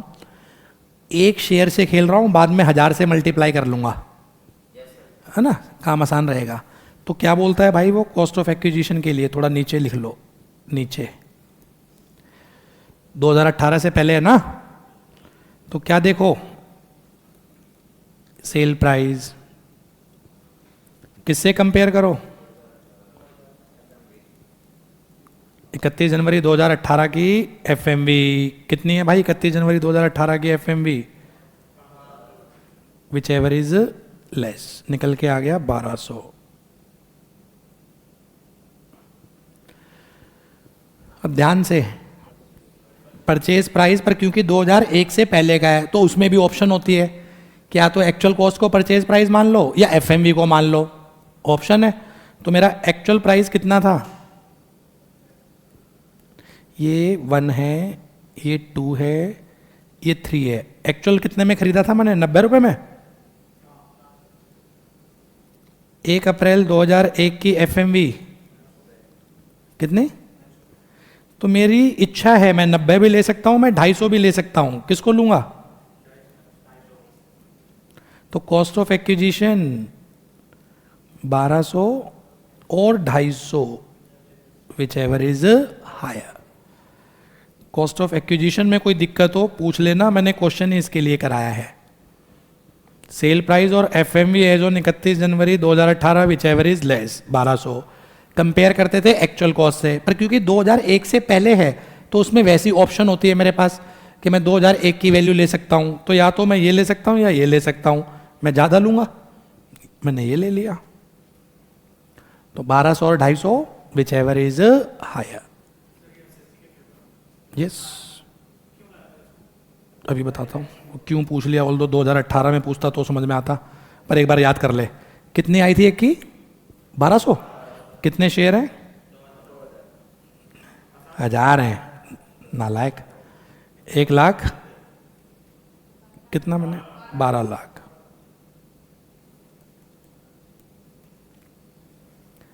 Long term capital gain under section 112A how much? 1.25 इसमें से एग्जाम मत करना, टोटल एलटीसीजी 1.25 एग्जाम होता है। तो अभी और देखता हूं, क्या पता कहीं और भी एलटीसीजी आ रहा हो। ओहो, मुझे इकट्ठा करने देना लायक। शॉर्टकट ले रहे हैं इसलिए 4-4 महीने आगे सरक रहे हैं। ऐसे चल चुपचाप आगे चलो। कैपिटल गेन ऑन फर्स्ट, इसमें सीखने को मिलेगा। 2001 से पहले का केस है, तो बोलो नंबर ऑफ शेयर बोलो।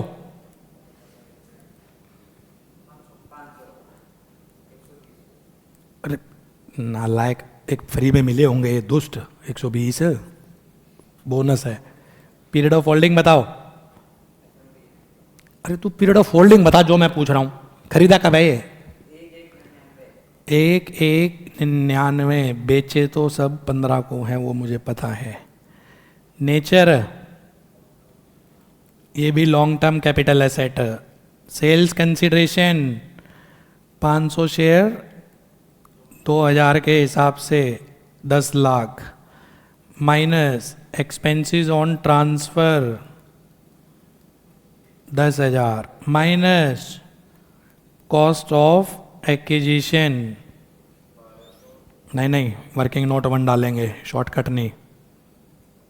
तो कॉस्ट ऑफ एक्विजिशन हर वो शेयर जो 2018 से पहले एक्वायर करा है, कॉस्ट ऑफ एक्विजिशन कैसे निकलेगी? ऐसे, सेल प्राइस 2000,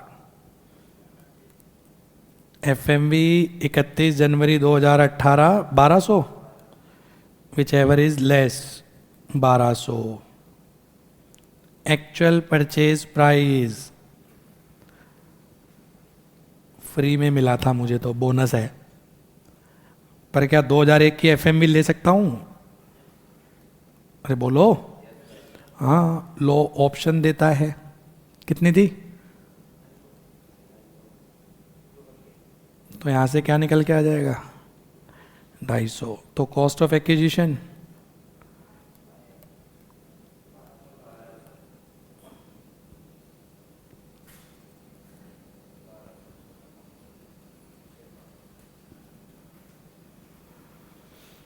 आया समझ? 1200, एक शेयर की 1200, तो 500 शेयर की 6 लाख।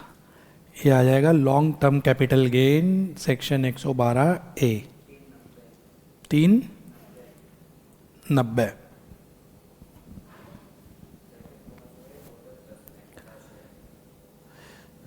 सर 31 जनवरी 2018 की एफएमवी क्यों ले रहे हो?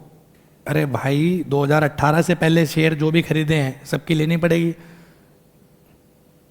लो ऐसा है ना, हर वो शेयर जो 2018 से पहले खरीदा है, ऐसे ही चलेगा सिस्टम। और देख अभी सेकंड के भी लेगा। Second bonus share, number of share बताओ। 1000। पीरियड ऑफ होल्डिंग बता। 1/1/2010 से 14 24 nature long term capital asset sales consideration 1000 share 2000 के हिसाब से 20 lakh minus expenses on transfer 1% 20,000 minus cost of acquisition. Cost of acquisition पे आओ, क्योंकि 2018 से पहले है तो इसी टेक्निक से निकलेगी। सेल प्राइस और एफएमवी कितनी थी, which ever is less 1200। Actual price है ही नहीं, नील। बोनस है, फ्री में मिलता है ना। अच्छा नालायक, फ्री में मिलता है भाई। सर फिर यहाँ क्यों ले लिया 2001 से पहले में, वहाँ ऑप्शन होती है। अब यहाँ 2001 की वैल्यू से कंपेयर मत करना, ये अलॉट ही 2001 के बाद हुआ है। तो यहाँ पर क्या हो जाएगी, कॉस्ट ऑफ एक्विजिशन 1200 और नील विच एवर इज हायर 1200। ठीक है, ये हो गई 1200। एक शेयर की 1200, 1000 शेयर की 12 लाख। सर आपने तो बताया था बोनस शेयर 2001 के बाद नील होता है, वो अनलिस्टेड। लिस्टेड अगर हो गया तो 112 ये लग जाएगी, ठीक है ना। तो ये भी long term capital gain 112 A अमच 780।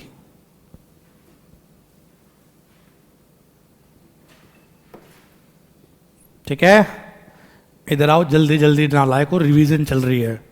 Number of share कितने, राइट क्वेश्चन ही नहीं पढ़ पा रहे। 1200 कब खरीदे हैं बेटा,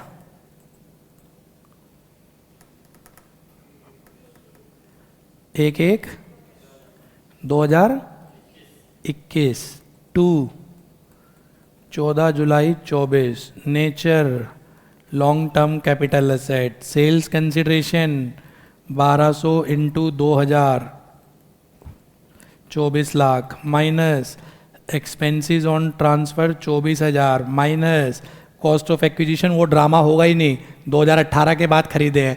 2018 के बाद खरीदे हैं तो एक्चुअल परचेज प्राइस कितने में खरीदा है, 800 में। 1200 into 800 long term capital gain 112 ए। बोलो 14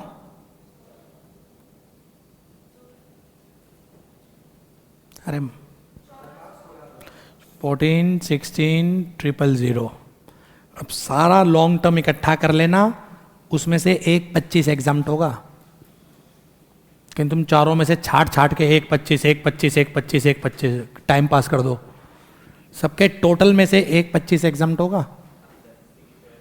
ठीक है, और सारे ही बेटा 23 जुलाई से पहले हैं, तो टैक्स रेट क्या होगा 10%। मैं बताता हूँ, बोलना एलटीसीजी कितने कितने थे, 780 390 8 780 14 16 000। Total LTCG 33 66। इसमें से एक 25 एग्जाम्ट, बैलेंस बताना 32 एट द रेट ऑफ 10%, क्योंकि 23 जुलाई से पहले है।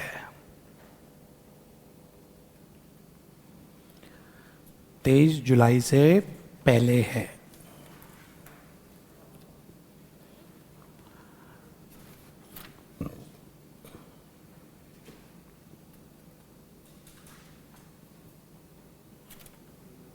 क्लियर है?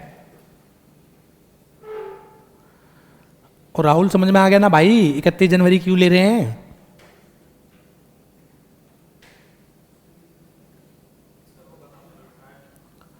आखिरी में पूछ लियो क्लास के बाद।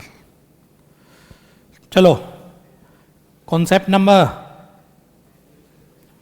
अगले कॉन्सेप्ट पे चलो। कितने कॉन्सेप्ट हो गए थे? ये 10वां था, ये 12वां है। Concept number 12, advance money forfeited. ये भी बहुत बढ़िया कॉन्सेप्ट है। क्या होता था ये? बयाना। इमूवेबल प्रॉपर्टी जब भी खरीदते हैं पहला क्या देते हैं? बयाना, advance money, token money, earnest money, कई नाम होते हैं इसके। Advance money, token money, earnest money, बयाना। हिंदी में, हिंदी का तो वर्ड लगता नहीं, उर्दू का पाएगा ये। एनी हाउ, बायर ने जब भी कभी इमूवेबल प्रॉपर्टी होती है सबसे पहले एग्रीमेंट टू सेल बनता है, बयाना जिसको बोल देते हैं। उसमें लिखी होती है कंडीशन बेटा, अगर सेलर पीछे हट गया तो वो डबल देगा, अगर बायर पीछे हट गया कल को खरीदने से तो सेलर ये अमाउंट क्या कर लेगा? फॉरफिट कर लेगा। और सेलर ने यहां पर क्या कर लिया? फॉरफिट कर लिया, यानी कि बायर पीछे हट गया, वो खरीद नहीं रहा, बायर प्रॉपर्टी को परचेज नहीं कर रहा, बयाना देके भाग गया, तो सेलर क्या कर लेगा? उसको फॉरफिट कर लेगा। क्या लो पढ़ाया था? 1/4/2014 से पहले फॉरफिट हुआ है या 1/4/2014 या उसके बाद फॉरफिट हुआ है? उसके बाद फॉरफिट हुआ है तो अदर सोर्स की इनकम है, और अगर उससे पहले फॉरफिट हुआ है तो कॉस्ट ऑफ एक्विजिशन से माइनस कर दो। तो advance money forfeited by seller, आपका बेटा सेलर ने एडवांस मनी फॉरफिट करी है। चेक करो फॉरफिट कब हुई है, 1 अप्रैल 2014 से पहले या 1 अप्रैल 14 के बाद। अगर 1 अप्रैल 2014 से पहले है, कॉस्ट ऑफ एक्विजिशन से माइनस कर दो एडवांस मनी फॉरफिटेड को। और अगर 2014 के बाद है, कैपिटल गेन में कुछ नहीं होगा, वो फोर फीचर को ही इनकम मान लो, टैक्सेबल कर दो under the head other source. जल्दी जल्दी बोलो।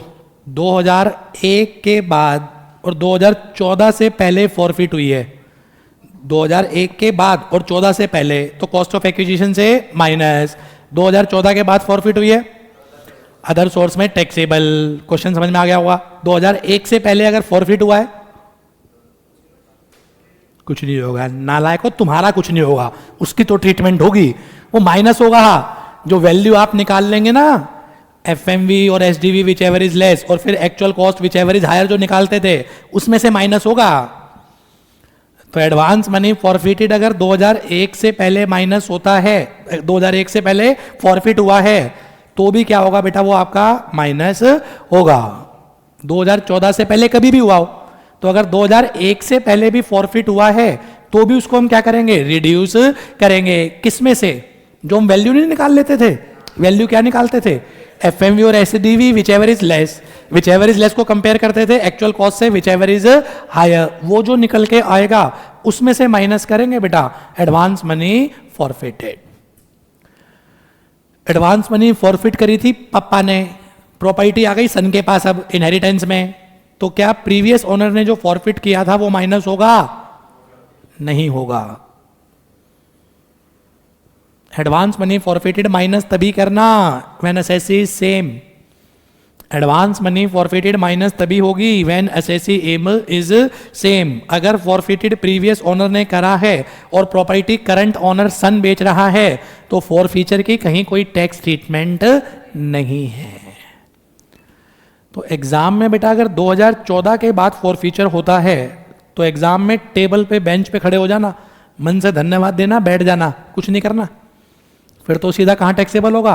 Other source. दिक्कत पड़ रही है अगर 2014 से पहले फॉरफिट किया है तो भैया माइनस करो कॉस्ट ऑफ एक्विजिशन में से, और अगर 2001 से पहले फॉरफीचर है तो भी माइनस होगा। सर मैंने 2 बार फॉरफिट किए हैं तो दोनों माइनस होंगे, 3 बार फॉरफिट किए हैं तो क्या तीनों माइनस होंगे? हाँ, जितनी मर्जी बार भी फॉरफिट किया हो सारे माइनस होते हैं, सब्जेक्ट टू 1 अप्रैल 2014 से पहले फॉरफिट करे हो। और माइनस तभी होते हैं व्हेन असेसी इज सेम, जिसने फॉरफिट किया है और जो बेच रहा है प्रॉपर्टी को वो सेम है। फॉरफीचर किया फादर ने, बेच रहा है सन, तो माइनस नहीं होगा। ठीक है जी, इसका भी एक क्वेश्चन डाला होगा मैंने शायद, हाँ ये है भाई, इसमें सब कुछ है। ये अगर आ गया तो ये 10 से 12 नंबर में आएगा। तेजी से अब आप ट्राई करो, मैं 2 मिनट के बाद शुरू करूंगा। फादर ने खरीदी थी 1 जनवरी 1985 को 2 लाख की, 16 अक्टूबर को सन को मिल गई। जिस दिन सन को मिली उस दिन की एफएमवी 80,000। नालायक ने सन ने बेच दी 28 नवंबर 2024 को 3 करोड़ की। इस दिन की एसडीवी कितनी है? 3.5 करोड़। सेक्शन 50 सी लग जाएगी। फिर उसके बाद इंप्रूवमेंट, कुछ फादर ने कराई है, कुछ सन ने कराई है। फिर उसके बाद एडवांस मनी फॉरफिटेड, फादर ने भी 2 बार फॉरफिट करी, सन ने भी 2 बार फॉरफिट करी। मतलब प्रॉपर्टी नालायक है, बिकी नहीं पा रही, बाहर ही भाग जाता है। क्वेश्चन है, ठीक है ना जी, 4 बार फॉरफिट हुई है, तो फादर वाले फॉरफीचर का क्या होगा? कुछ नहीं होगा। सन वाली फॉरफीचर क्या हो जाएगी? माइनस हो जाएंगे। ठीक है जी। इसके बाद 2001 की एफएमवी दे रखी है, एसडीवी दे रखी है। खेलें? यहीं पे कर दो। बोलो पीरियड ऑफ होल्डिंग कहां से स्टार्ट करते हैं? प्रीवियस ओनर से। 1 जनवरी 85, जिस दिन सन ने बेचा उससे 1 दिन पहले। नेचर कितने का बेचा? बेचा 3 करोड़ का, एसडीवी 3.5 करोड़, 50 सी लग जाएगी। 23 जुलाई के बाद बेचा है, इंडेक्स तो होगा नहीं, एक तो आधा स्यापा तो वो खत्म हुआ। 23 जुलाई के बाद है, इंडेक्सेशन नहीं होगा, तो माइनस। एक्सपेंसेस ऑन ट्रांसफर है क्या? 2% ऑफ, तो expenses on transfer. Sale price कितना है? 3 करोड़ का लेना, कहीं 3.5 का ले लो। क्वेश्चन ने बोला है ना एक्चुअल सेल प्राइस का 2%, 60,000।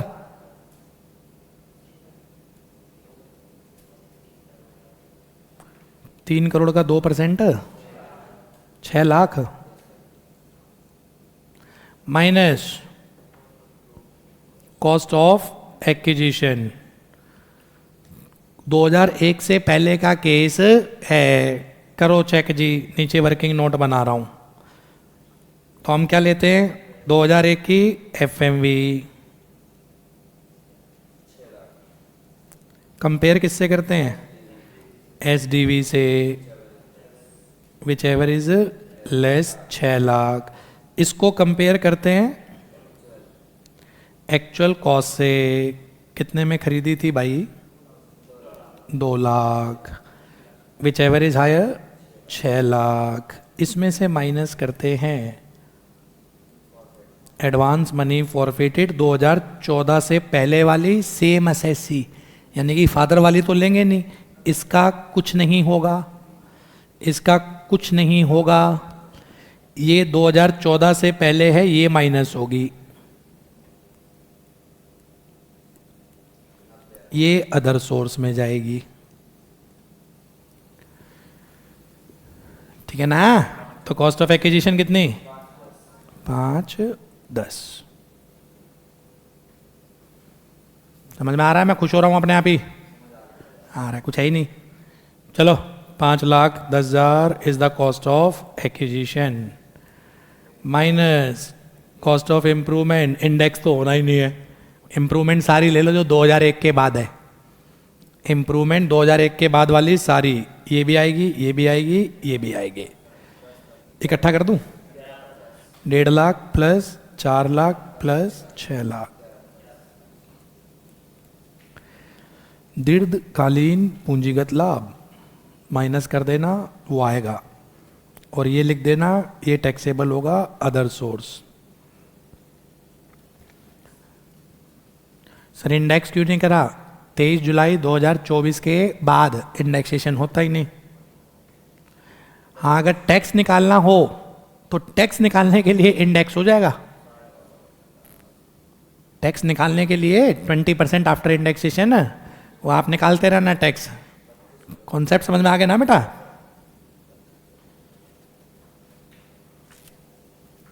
चलूं आगे, हटा दूं, बोलेंगे फरमाएंगे,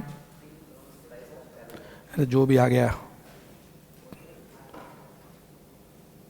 चलो कॉन्सेप्ट नंबर 13, बस चैप्टर अंतिम सांसें गिन रहा है। 10 कॉन्सेप्ट हो रहे हैं, छोटे छोटे, ब्रेक से पहले निपटा दूंगा। Joint development agreement 45(5)A, 45(1) charging section, 45(1)A आपका डैमेज और destruction of capital asset insurance claim, 45(2) conversion of capital asset into stock in trade, 45(2)A security held in demat. आखिरी में लिखवाता हूँ, एक बार पढ़ा दूँ पहले। चलो जी, ज्वाइंट डेवलपमेंट एग्रीमेंट, ये क्या होता है? मेरे पास लैंड है, बिल्डर को राइट दे दिया, उसके ऊपर क्या बना दे भाई? फ्लैट बना दे। बिल्डर क्यों बना रहा है? कुछ फ्लैट वो अपने पास रख लेगा। लैंड वाला क्यों राइट दे रहा है भाई? उसके पास बनाने के लिए पैसे नहीं है, उसके बदले या तो उसको कुछ कैश मिलेगा और कुछ क्या मिल जाएंगे? फ्लैट मिल जाएंगे। तो पॉइंट नंबर 1, सेक्शन केवल इंडिविजुअल और HUF पे लगती है, सिलेबस में इंडिविजुअल है। पॉइंट नंबर 2, ट्रांसफर उस साल जिस साल एग्रीमेंट हुआ, पर कैपिटल गेन उस साल लगेगा जिस साल ये कंस्ट्रक्शन कंप्लीट होगी। मैं हाइपोथिकेट फिगर ले रहा हूं, लैंड ओनर ने लैंड दे दी, बिल्डर कह रहा है मैं 10 फ्लैट बनाऊंगा, उसमें से 6 फ्लैट दे दूंगा मैं आपको और 1 करोड़ रुपए का कैश दे लो। GK पार्ट 1 प्राइम लोकेशन में लैंड है, 10 फ्लैट बनेंगे। बिल्डर कह रहा है चल 6 फ्लैट दे देता हूँ, 1 करोड़ रुपए दे देता हूँ। लैंड वाला कह रहा है मुझे क्या दिक्कत है, वैसे ही लैंड पड़ी थी, कुछ आ ही रहा है मेरे पास, 6 तो फ्लैट आ जाएंगे और 1 करोड़ रुपए कैश आ रहा है। उधर बिल्डर को क्या बेनिफिट है? बिल्डर की जेब से आपके बेटा कंस्ट्रक्शन कॉस्ट जा रही है और 1 करोड़ रुपए जा रहे हैं। ऑब्वियस सी बात है, वो 4 फ्लैट जो बच गए ज़्यादा में बिकेंगे तभी वो लेगा। व्यापारी आदमी है भाई, वो भी तभी एग्रीमेंट करेगा जब उसकी वैल्यू क्या होंगी? ज़्यादा होंगी। हम लैंड ओनर के एंगल से पढ़ रहे हैं। लैंड ओनर ने ये जो ज्वाइंट डेवलपमेंट एग्रीमेंट करा है, ट्रांसफर माना जाएगा chargeable to capital gain. Transfer उस साल जिस साल एग्रीमेंट हुआ है, कैपिटल गेन उस साल जिस साल कंस्ट्रक्शन कंप्लीट हुई है। स्क्रीन पे देखते रहना, सर किस वैल्यू पे कैपिटल गेन लगेगा? कैश पूरा ले लो, फ्लैट जो कंस्ट्रक्शन कंप्लीट हुई उसकी स्टैम्प ड्यूटी वैल्यू किस दिन की? जिस दिन कंस्ट्रक्शन कंप्लीट हुई उस दिन की स्टैम्प ड्यूटी वैल्यू। तो what is the full value of consideration? Cash consideration plus stamp duty value as on the date on which construction is completed, minus कर देना cost of acquisition of land या index cost of acquisition of land. Point number 1, section is applicable to individual और HUF। Point number 2, आपका transfer किस साल माना है? जिस साल एग्रीमेंट हुआ है, पर कैपिटल गेन किस साल लगेगा? जिस साल कंस्ट्रक्शन कंप्लीट होगी। किस वैल्यू पे कैपिटल गेन लगेगा बेटा? जो लैंड ओनर को कैश मिला वो ले लो, जो फ्लैट कंस्ट्रक्शन कंप्लीट होंगी उसकी stamp duty value. Stamp duty value लेनी किस दिन की है? Date on which construction is completed. उसमें से माइनस कर देना कॉस्ट ऑफ एक्विजिशन या इंडेक्स कॉस्ट ऑफ एक्विजिशन। अब जब प्रैक्टिकल क्वेश्चन करोगे उस पर आ जाओ जल्दी से। पीरियड ऑफ होल्डिंग स्टार्ट कब से? ये लैंड पे कैपिटल गेन लग रहा है, लग किस चीज पे रहा है? ये लैंड पे। लैंड के बदले फ्लैट और कैश मिला है ना। लैंड के बदले उसको क्या मिल रहा है? फ्लैट और कैश। मैं इसलिए पूछ रहा हूं कॉस्ट ऑफ एक्विजिशन किसकी लेंगे? लैंड की। चलो, कैपिटल गेन लैंड के ऊपर निकल रहा है। पीरियड ऑफ होल्डिंग, जिस दिन लैंड खरीदी स्टार्ट वहां से हो जाना। कब तक? जिस दिन एग्रीमेंट हुआ उससे भी एक दिन पहले। ट्रांसफर एग्रीमेंट को माना है तो लैंड जब खरीदी पीरियड ऑफ होल्डिंग स्टार्ट वहां से, खत्म कब? जिस दिन एग्रीमेंट हुआ उससे एक दिन पहले। पीरियड ऑफ होल्डिंग 24 महीने देखने हैं लैंड के बेटा। ये 24 महीने के बाद है तो लॉन्ग टर्म, 24 महीने के अंदर अंदर है तो short term. What is the full value of consideration मेरे एग्जांपल में? 1 करोड़ का कैश और 6 करोड़ की स्टैम्प ड्यूटी वैल्यू फ्लैट की, और ये स्टैम्प ड्यूटी वैल्यू किस दिन की लेनी है?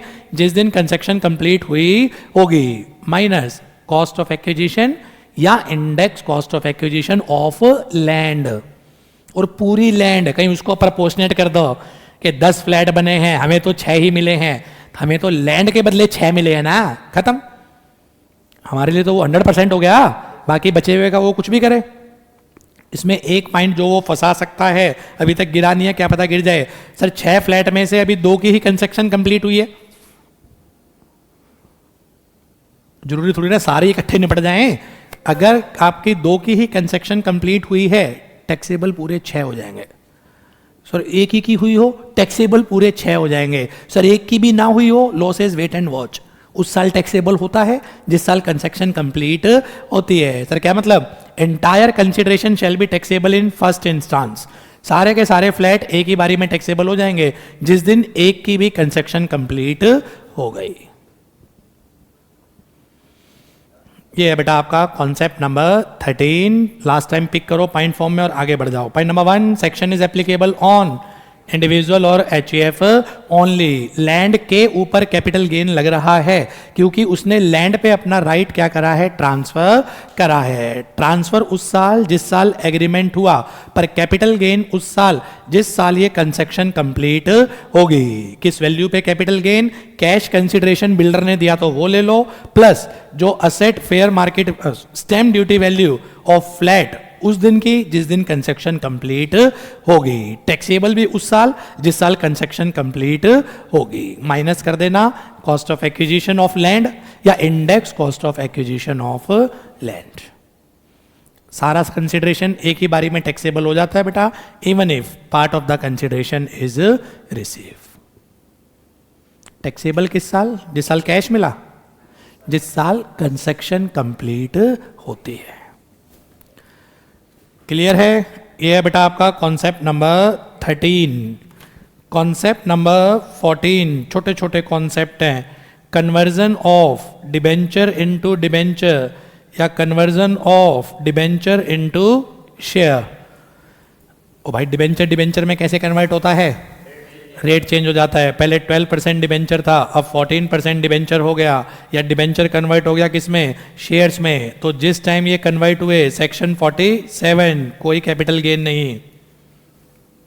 गिफ्ट विल इनहेरिटेंस कोई कैपिटल गेन नहीं। Conversion of debenture into debenture कोई कैपिटल गेन नहीं। Conversion of debenture into share कोई कैपिटल गेन नहीं। पर कल को जब बेचेगा तो कैपिटल गेन के प्रोविजन अप्लाई होंगे। जो बेचेगा वो सेल्स कंसिडरेशन उसके पास है। झगड़े इस चैप्टर में 2, cost of acquisition and period of holding.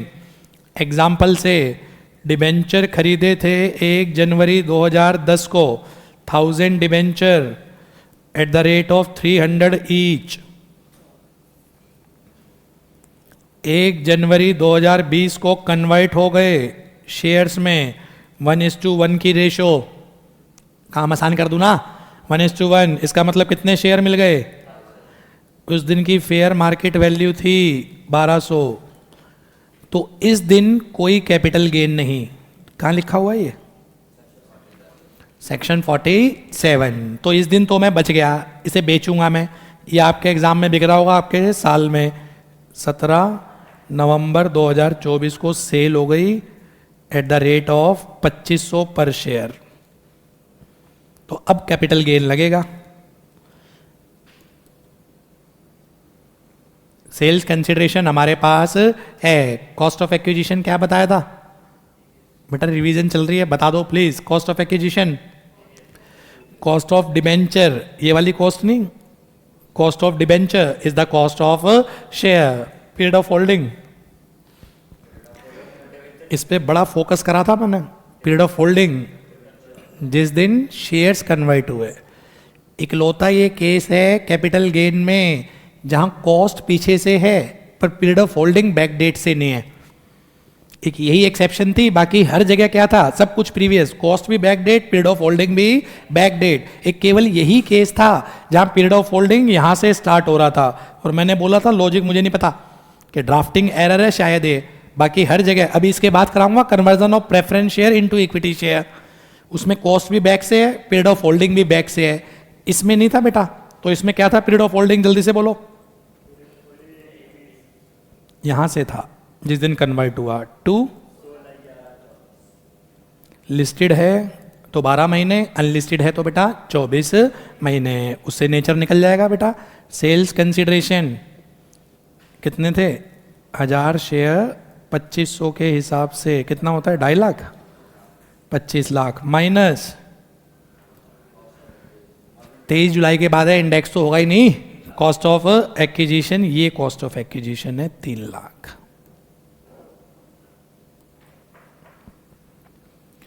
तो डिबेंचर अगर शेयर में कन्वर्ट होते हैं, जिस टाइम कन्वर्ट हुए उस टाइम कैपिटल गेन नहीं, पर कल को जब शेयर बिकेंगे तो कैपिटल गेन लगेगा।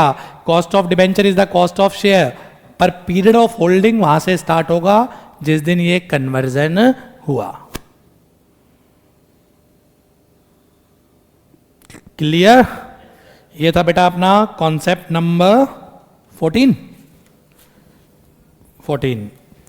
Concept number 15, conversion of preference share into equity share. ये शुरू होने से पहले खत्म, रिवाइज करा दो। प्रेफरेंस शेयर इक्विटी शेयर में कन्वर्ट करेंगे तो सेक्शन 47, कन्वर्जन के ऊपर कोई कैपिटल गेन नहीं, पर कल को जब इक्विटी शेयर बिकेंगे तो उसके ऊपर कैपिटल गेन लगेगा।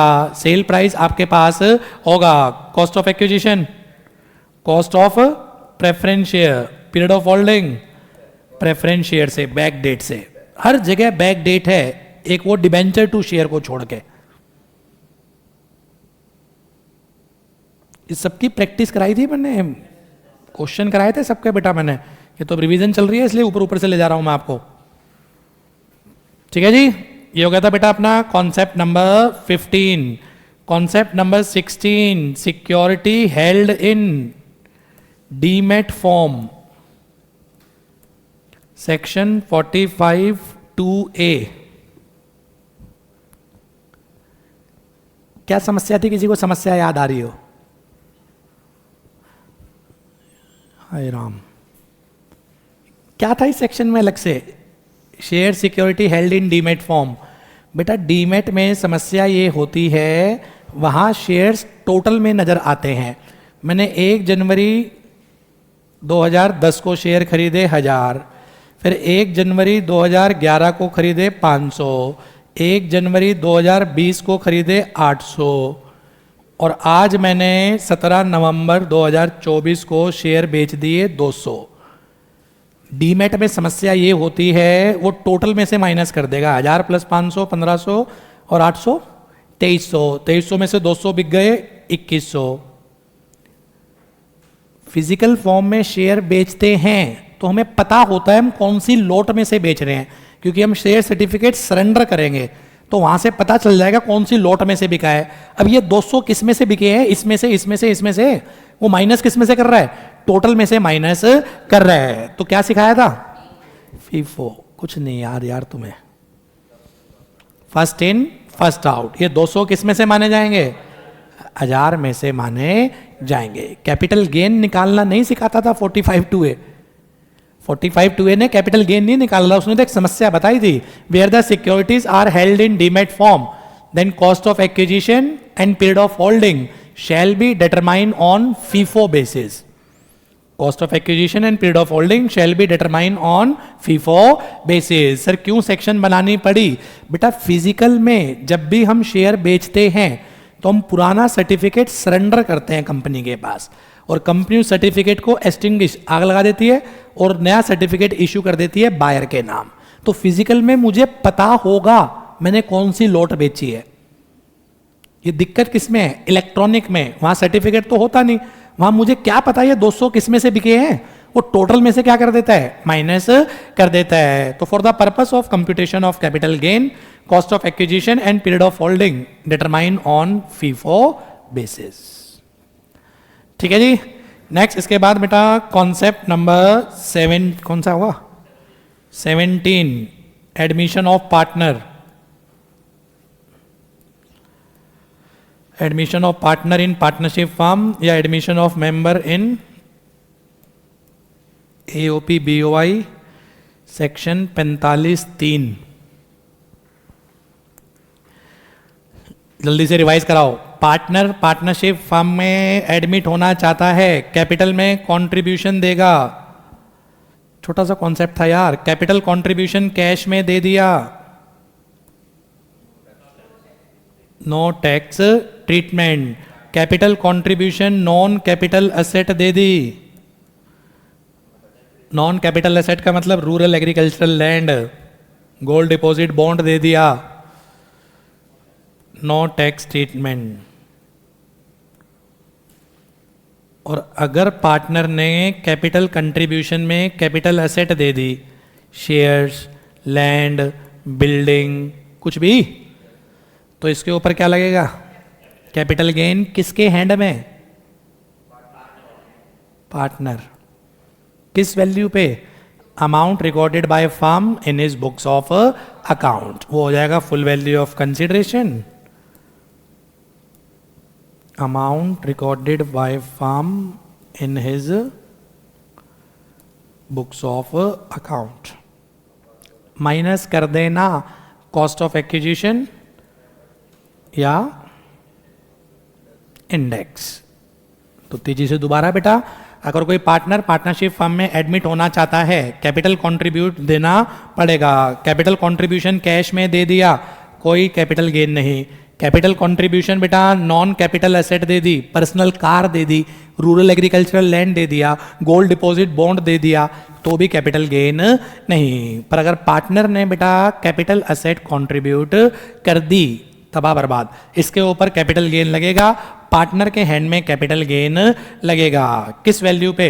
Amount recorded by firm in his books of account minus cost of acquisition या इंडेक्स कॉस्ट ऑफ एक्विजिशन। और नीचे नोट डाल देना, provision of section 50C and 50CA shall apply mutatis mutandis. क्या मतलब था इसका? इसका मतलब क्या है? 50C और 50CA भी लगेगी। पार्टनर ने बेटा लैंड दी 1 करोड़ की, stamp duty value 1 crore, firm ने रिकॉर्ड करी 60 लाख पे, तो 110% से कंपेयर करो। अगर स्टैम्प ड्यूटी वैल्यू 110% से ज्यादा है तो स्टैम्प ड्यूटी वैल्यू मान लिया जाएगा। समझ में आ रहा है? 50C लग जाएगी। 50CA, पार्टनर ने अनलिस्टेड शेयर दे दिए 1 करोड़ के, फर्म ने रिकॉर्ड कर दिया बेटा 60 लाख पे, तो 50 लग जाएगी 50CA। Fair market value higher है ना बेटा, तो हायर वैल्यू को कंसीडर करेंगे। 50C और CA शैल अप्लाई मुटेटिस मुटेंडिस। ठीक है जी। फिर इसके बाद बेटा मैंने लिया था, मैं उस पैटर्न में ले रहा हूं जिस पैटर्न में क्लास में पढ़ाया था। कॉन्सेप्ट नंबर था 18, section 10 clause 37।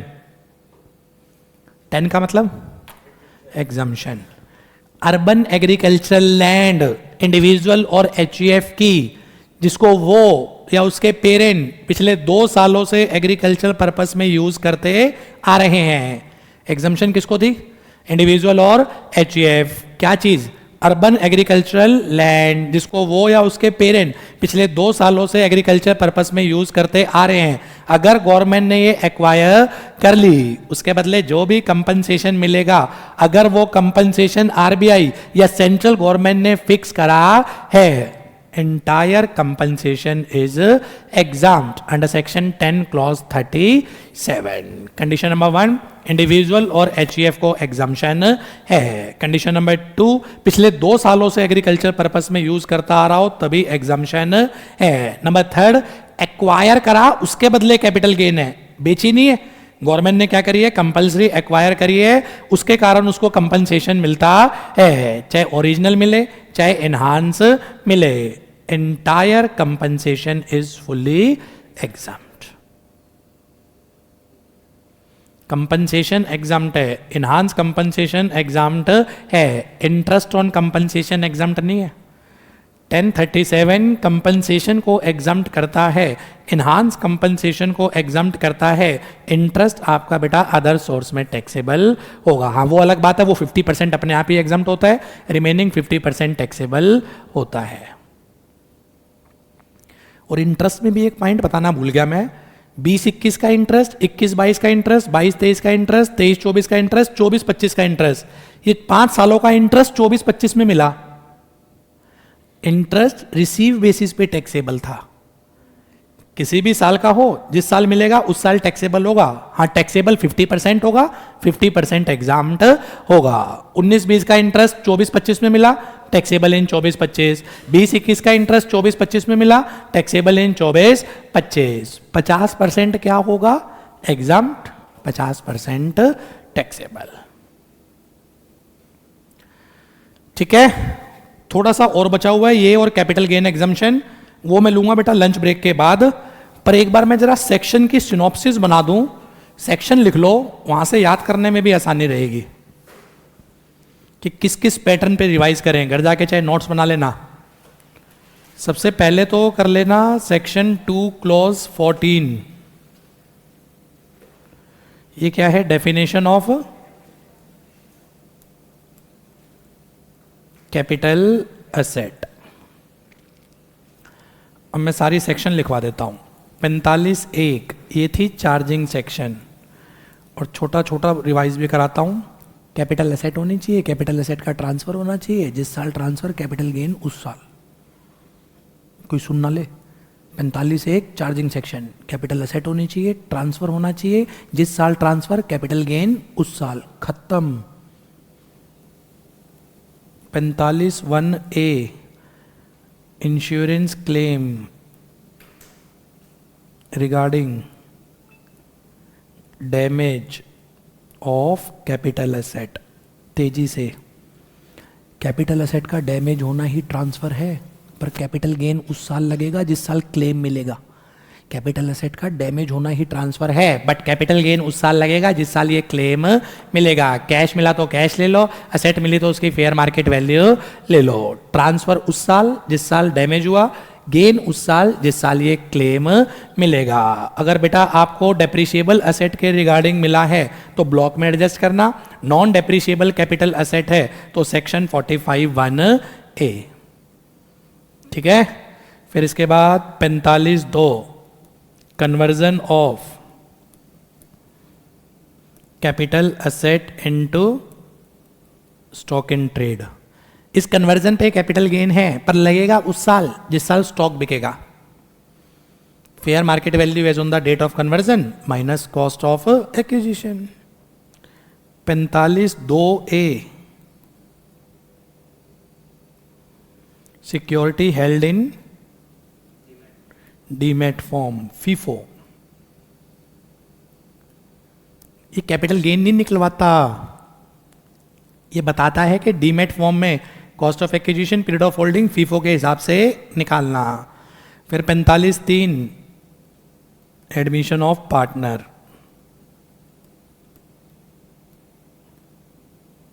45(4) note in syllabus. ये होता है बेटा फर्म डिसॉल्व हो गई, उस टाइम जो असेट बट रही हैं, तो फर्म सिलेबस में नहीं है, सब सेक्शन 4 में है। फर्म अगर डिसॉल्व हो गई उस टाइम जो असेट बट रही हैं। 45(5)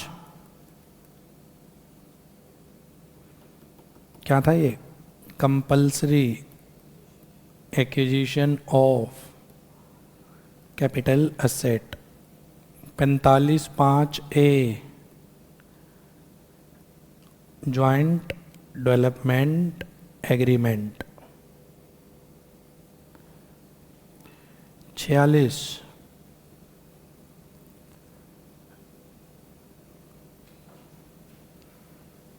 लिक्विडेशन ऑफ कंपनी।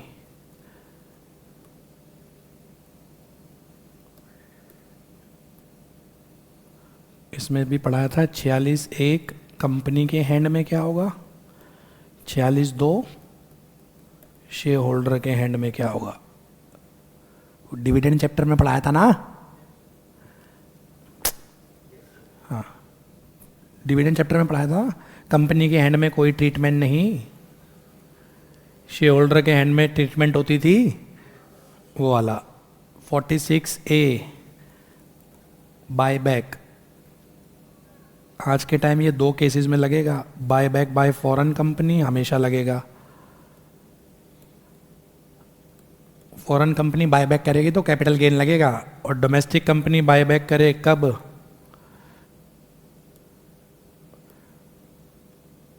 नहीं, डोमेस्टिक कंपनी पे तो कभी लगेगा ही नहीं ना। 1 अक्टूबर से पहले तो क्या था, 23.296, और उसके बाद आ गया था डीम डिविडेंड। तो यानी कि आज के टाइम केवल फॉरेन कंपनी पे है ये, buy back by foreign company.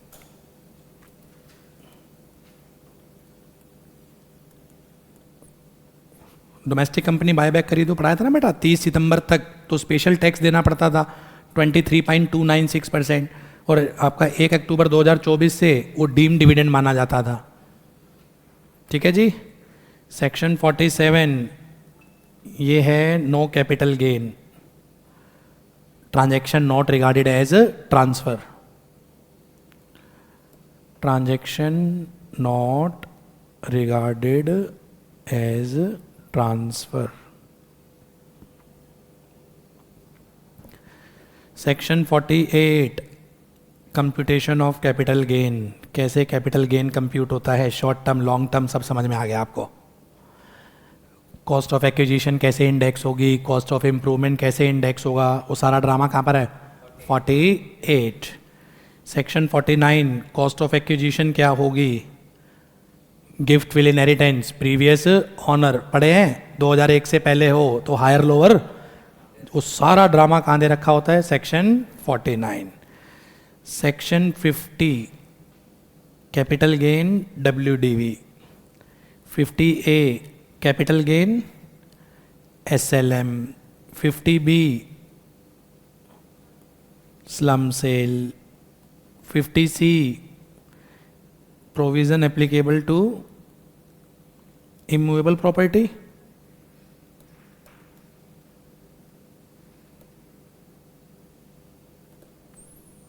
$50CA provision applicable to किस पे थे, unlisted shares.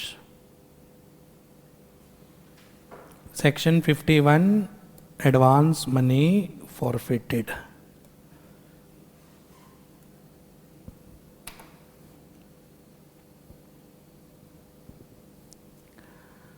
Advance money forfeited. ठीक है जी। और फिर इसके बाद थी section 111A and section 112A।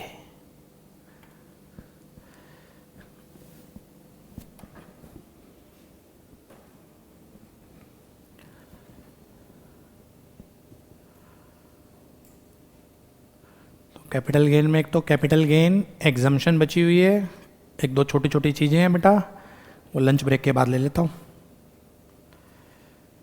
ठीक है ना, तो ब्रेक लेते हैं, 1:30 पे करता हूँ बेटा मैं।